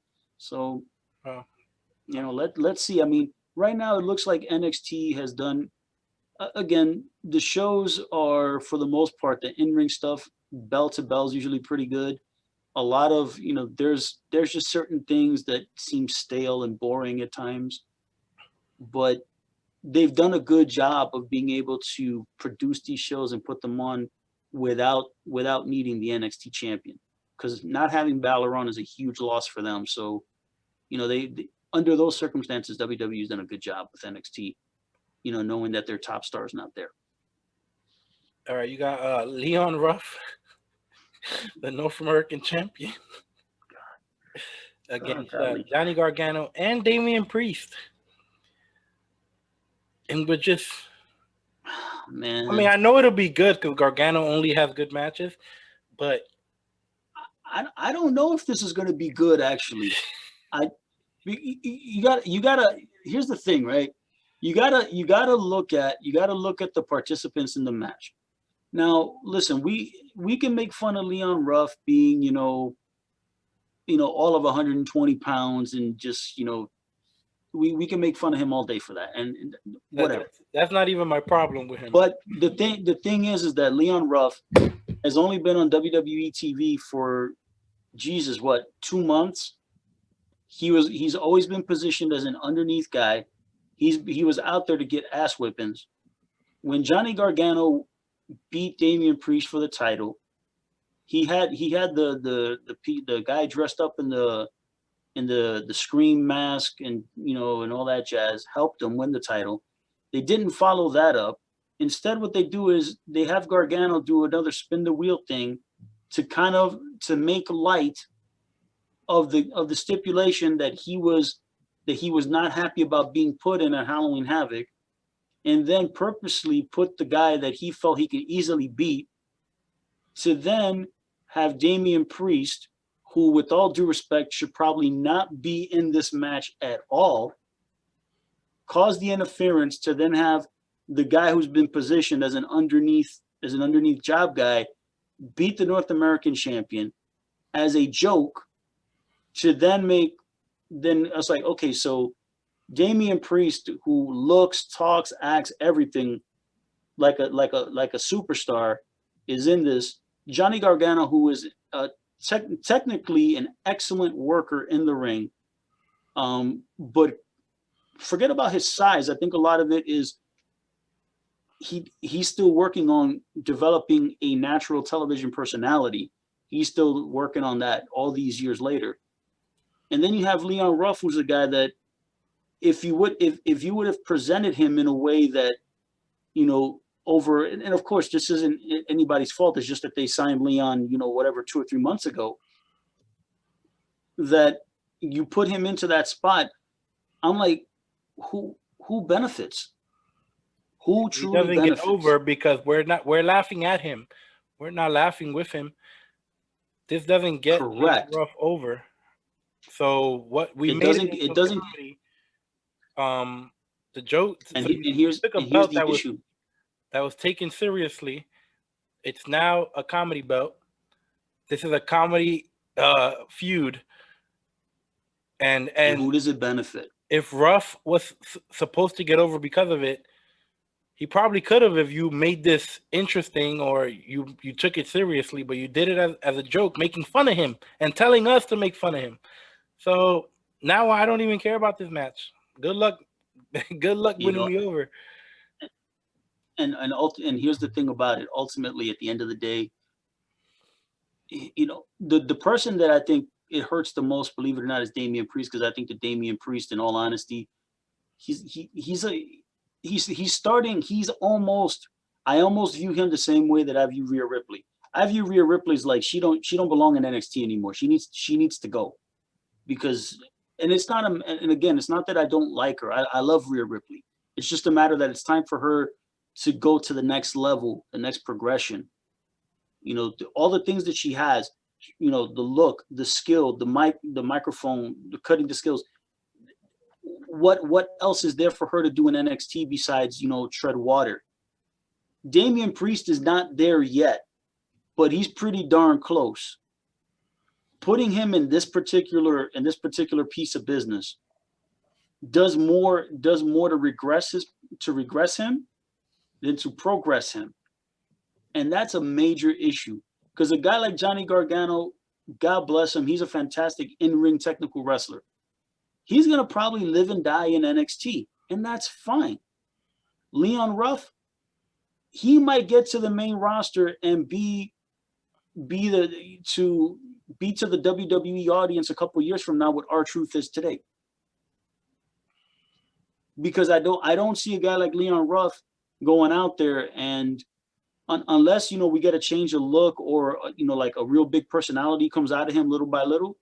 Until that comes out, we might be looking at him and being like, all right, I don't want to compare him to a Rey Mysterio, but from a size perspective, to say like the little guy with the big personality, and you could kind of get him over that way. But there's something with this match, the way that it's currently constructed. I'm like, I don't even know. The only person realistically, I think that Gargano should go over and he should win the title back, because we got to move on from this. Leon Ruff, God bless him. We got to move him on. And with Damian Priest needs to get screwed out of this, because you got to eliminate Leon Ruff from this picture, and then have Gargano versus Damian Priest, and then whoever those man or men are in those scream masks have to be revealed, because they have to become Gargano's enforcers against Damian Priest. So like that Gargano can have, some muscle, for lack of a better term, against them. But, as much as Leon Ruff comes across, and he comes across as being very endearing, and, I might end up liking him with time, but this is way too much, way too soon for him. And it's not benefiting anybody. All right, we got Dexter Lumis versus Cameron Grimes. Why won't they let this feud die? I don't know. Now it's a scrap match. Like, just listen, stop. Just stop. Didn't Dexter Lumis do enough to Cameron Grimes at Halloween Havoc? Apparently not. To end this, why is this still going? Why do they think Dexter Lumis is gonna get over? Here's the thing with Dexter Lumis, right? Dexter Lumis is, I think that with Dexter Lumis, the way that he's currently being presented, it's going nowhere. Dexter Lumis would actually work out really well. Believe it or not, if he had a manager. Part of me wants to say that a hot woman, because you want what you want, and again, because it seems like, you know, I don't want to be like, oh, Dexter Lumis has to have the similar presentation to Karrion Kross, because we don't want that. But ultimately, I think that for him, he needs to have a mouthpiece that could be able to articulate the things that he does with his eyes. Because the thing is with Lumis is that he tries to communicate through his eyes, and the commentators have to be the narrators, and they have to tell the fans what it is that's going on. And yes, they set up situations for Dexter Lumis, but Dexter Lumis, sorry, boys and girls, Dexter Lumis is not a babyface gimmick. He should be a heel. He has to get over as a heel, so like that when he turns babyface with this ominous character, then it makes sense. I feel bad for Cameron Grimes because I like Cameron Grimes a lot, but this is really turning out to, hopefully, it looks like a comedy match on its face, even though it's a strap match. So hopefully this is not a similar strap match to what we got when Dexter Lumis wrestled against Roderick Strong, and that match only took place, 2 or 3 months ago. So they're revisiting something that happened in very recent past. Do I like the concept of this match? No, I don't. I would actually prefer that that these two guys are not featured in this takeover and feature somebody else. Let this breathe for a little while. Remember when it was really difficult to get on takeovers? Remember those days? I mean, listen, you know, right now, you know, I mean, if they don't have Balor right now, so that match, there's no spot for Balor. If we're looking at Timothy Thatcher versus Tommaso Ciampa, I would have really loved to see that match 2 months ago, but the way that Thatcher has been booked recently, I'm not very interested in seeing Thatcher work against Ciampa. Did he tap to Kushida? Yes. That's it. His gimmick is dead. His gimmick is dead. You know what? Here's the thing, right? I have such a hard time. Listen, I like Kushida. Kushida is one of the most talented junior heavyweight wrestlers in the world. Let me repeat myself. He's one of the most talented junior heavyweight wrestlers in the world. Timothy Thatcher is one of the most talented heavyweight wrestlers in the world. Thatcher's gimmick, Thatch Can, is all about him tapping out his opponents. With all due respect, when Kushida won, I just watched the match and I just told myself the wrong guy won. Not only because again, how do you possibly have a match like this? Again, the perfect storm for the most ideal situation for a wrestling match is that both guys get over, regardless of who wins, who loses, right? That's the ideal. The thing about it is that 90% of the time, that ideal is impossible, because the way that the matches have to be constructed is somebody has to be pushed and someone to the audience has to be clearly the person that is supposed to be the quote unquote star of the match. Thatcher needed to win. Not only did he not win, but he got tapped out by a guy who is 50 pounds smaller than him. And Ciampa did absolutely nothing to make that spot where Kushida beats him.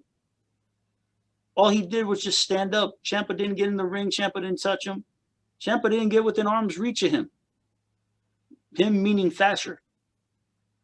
This made no sense. It was bad. Look, and ultimately, it makes the match less appealing. That's the point. Look, I'm okay if Kushida is gonna tap him out if you have no intention of doing anything with him. But clearly you do. You have him in a feud with Ciampa, who's a former champ and one of your top stars, and you're featuring him on Takeover, which is supposed to be special, right? This is what Takeover is supposed to be about. It's usually 5 matches, no more than 6 matches. It's really hard to get on the show, and you put him on the show, but he just lost. If anything, Kushida has a big gripe. Why is he on Takeover, and I just kicked his ass, and I'm not on Takeover? And here's the thing: the thing is that from a storyline perspective, he would be absolutely correct. And the problem is that the problem that I have with that is that should not be the case.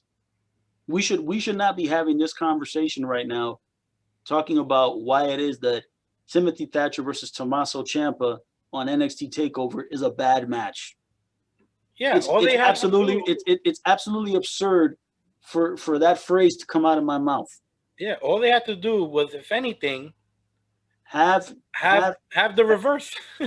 This is what you do with Thatcher. When they do the Thatch Can gimmick, where he had his students bow up to him and beat his ass, I'm like, what are you doing? Thatcher needs to break these guys down, and if they do bow up and they want to get froggy, Thatcher just beats the piss out of them. Domination. Who are you pushing?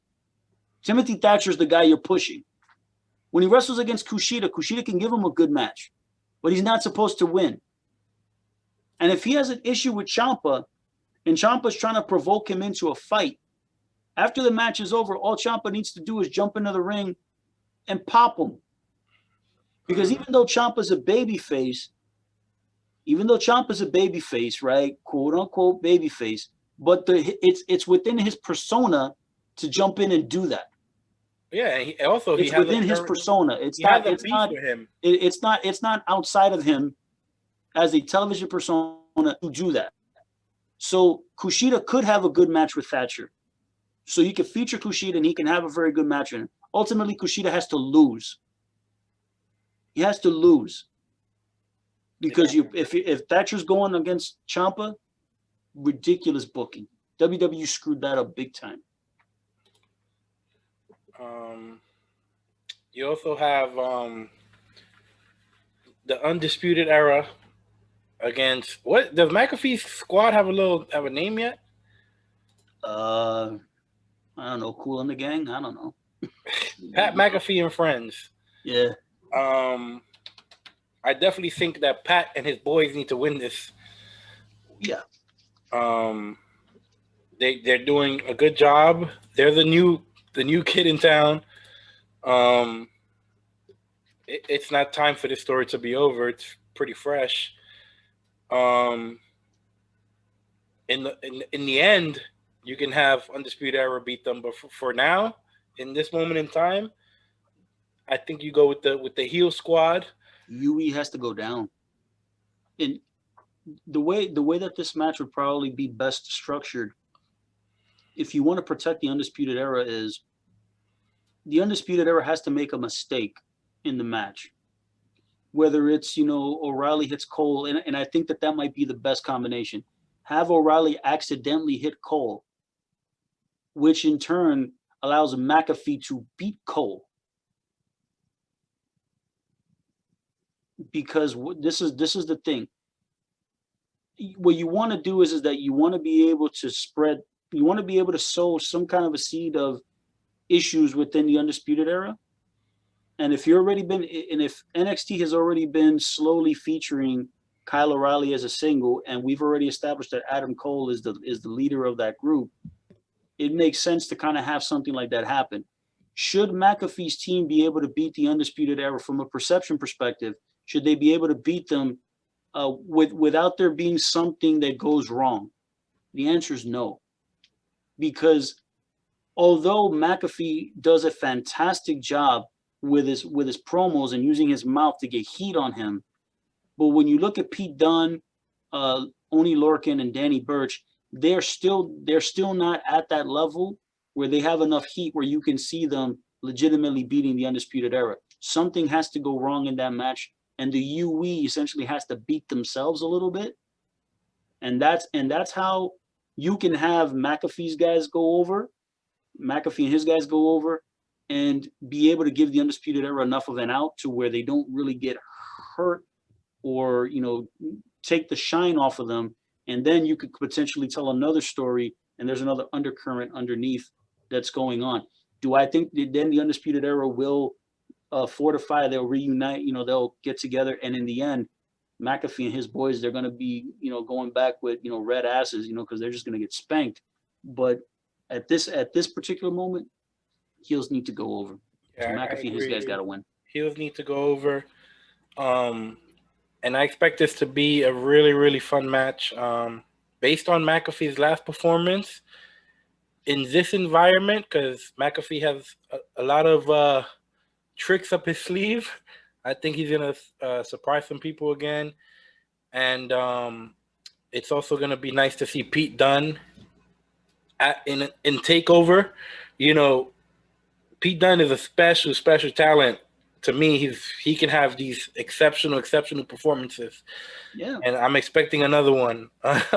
So, and I don't know can you tell how shredded Pete Dunne is right now? Pete Dunne right now, I need to hit him up on Instagram and ask him who his trainer is. Because that dude has gotten shredded. He looks great. The only thing that I will say for him is, and again, it's just a matter that, get a haircut, bro. At least cut the hair a little bit. I like it's like too long and stringy, but other than that, I mean, he looks fantastic. He looks fantastic. I was watching. What was I watching? Oh, I was watching his match against Tyler Bate. That really, really awesome match they had at a TakeOver. Pete Dunne has evolved his look completely. He's transformed his body. Yeah. His hair is twice as long, so that's why I kind of like it, because unless he's gonna cut it all off, which is fine too, but I kind of like long hair in wrestling.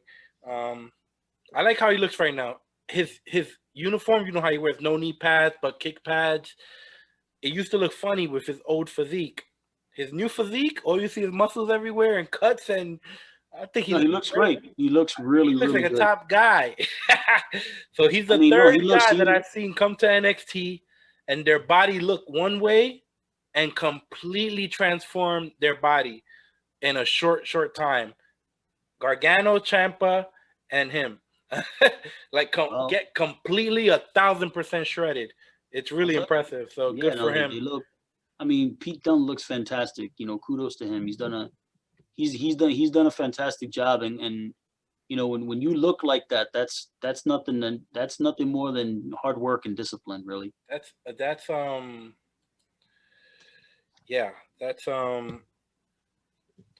crazy amount of effort to get that shredded. And Indeed. That's diet. Forget exercise. He has to diet his ass off to get that shredded. That's what I'm saying. It's discipline, man. You got to have a fantastic discipline when you get to that, to that spot. All right. So before we get out of here, just wanted to talk quickly about Pat Patterson, who passed away on December 2nd. Obviously, all I know about Pat Patterson is when he was a stooge for Vince McMahon. That's all I got to see. I did go back to watch some of his stuff, and it looks like he was a really, really good worker. I know he was a great idea guy and a great finish guy, and came up with a lot of concepts and things like that. But how about you tell us a little bit? When I heard about Pat Patterson, it kind of hit me. The one that kind of hit me similarly is when Dusty Rhodes died. Like when Dusty died, I remember exactly where I was when I read it, and I remember my reaction was like, no, come on, not the dream. Like, come on, man, not the dream. When I saw with Pat Patterson, I was like, oh man. Because the thing about it is when most people think of the WWE, you obviously think of the McMahons, the McMahon family.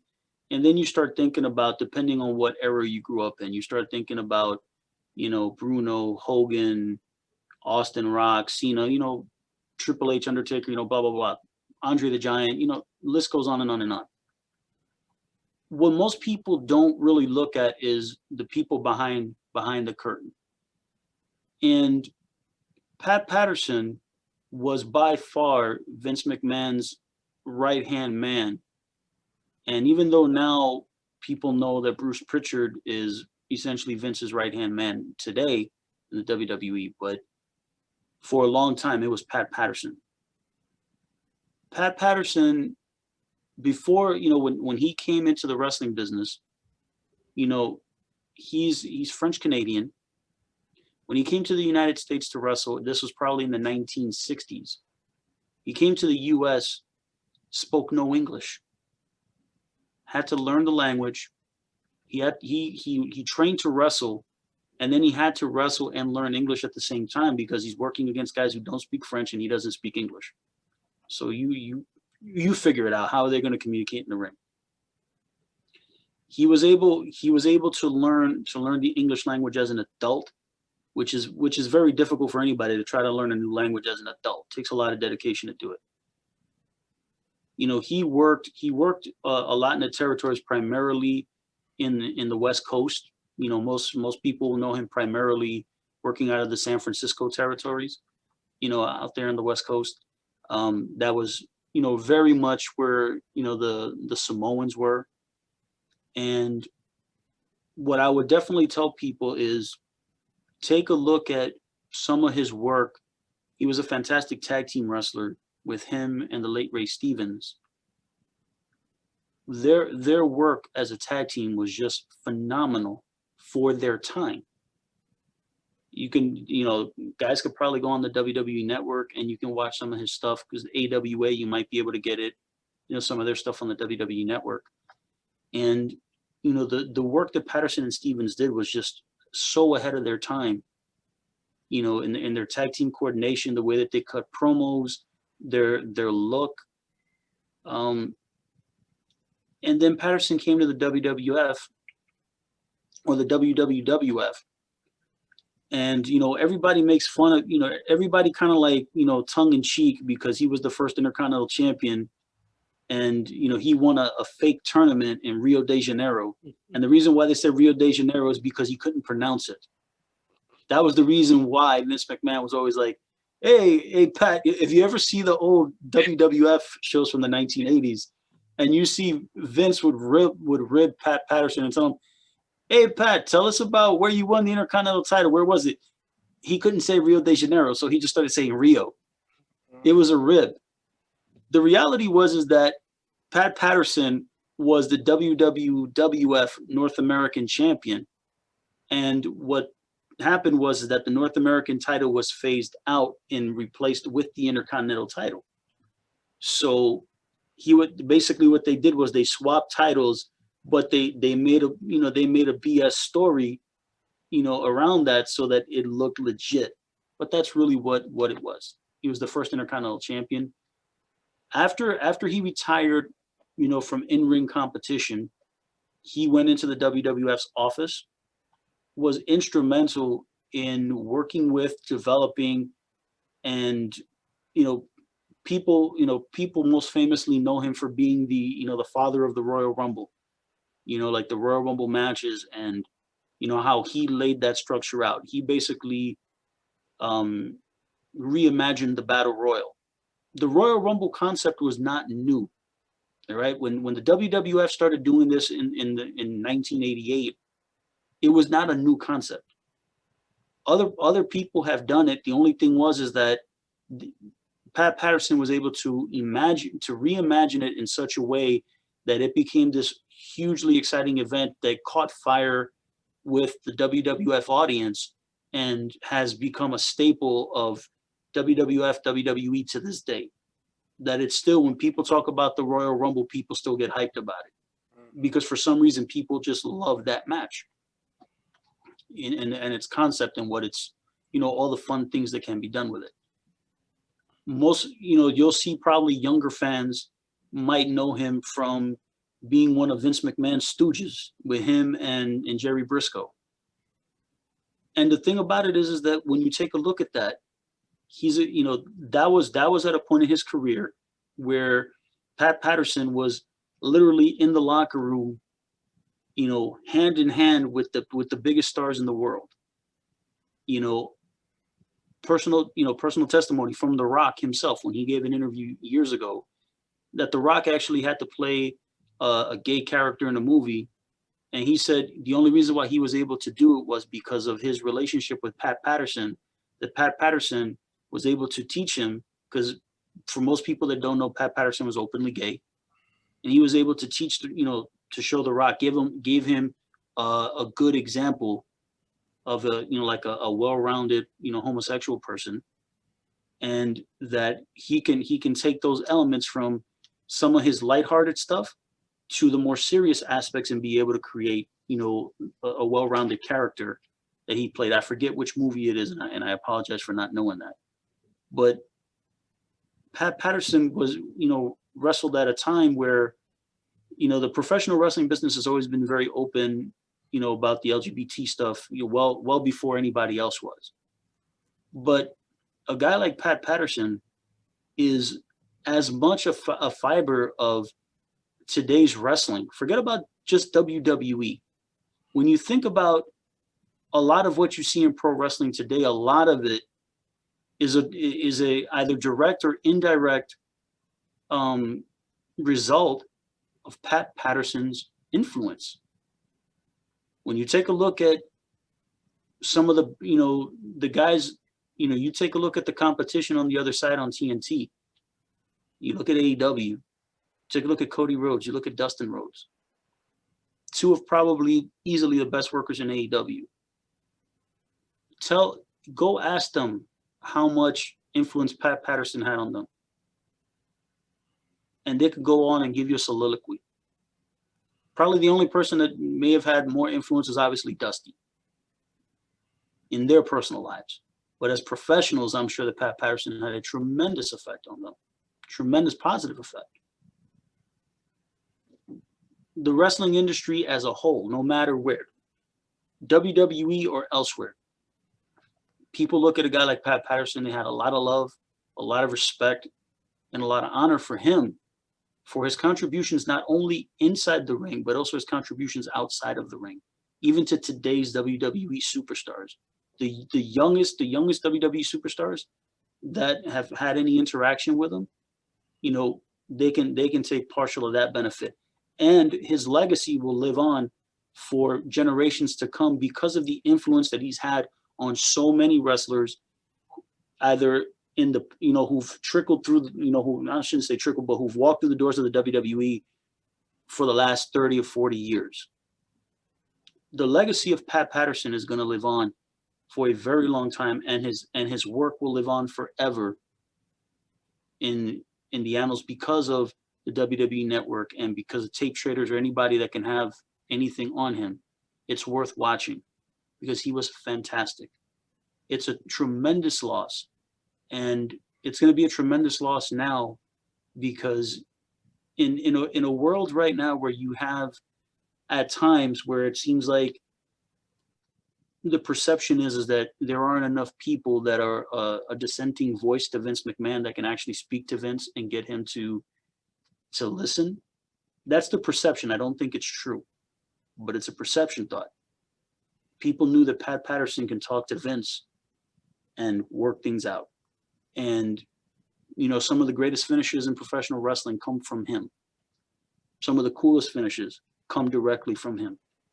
And what I hope is that all the wrestlers, regardless of where they're housed, it doesn't matter, that they reflect on the good that he did and are able to take those lessons that Pat Patterson bestowed on them and be able to pass it on to the next generation of wrestlers.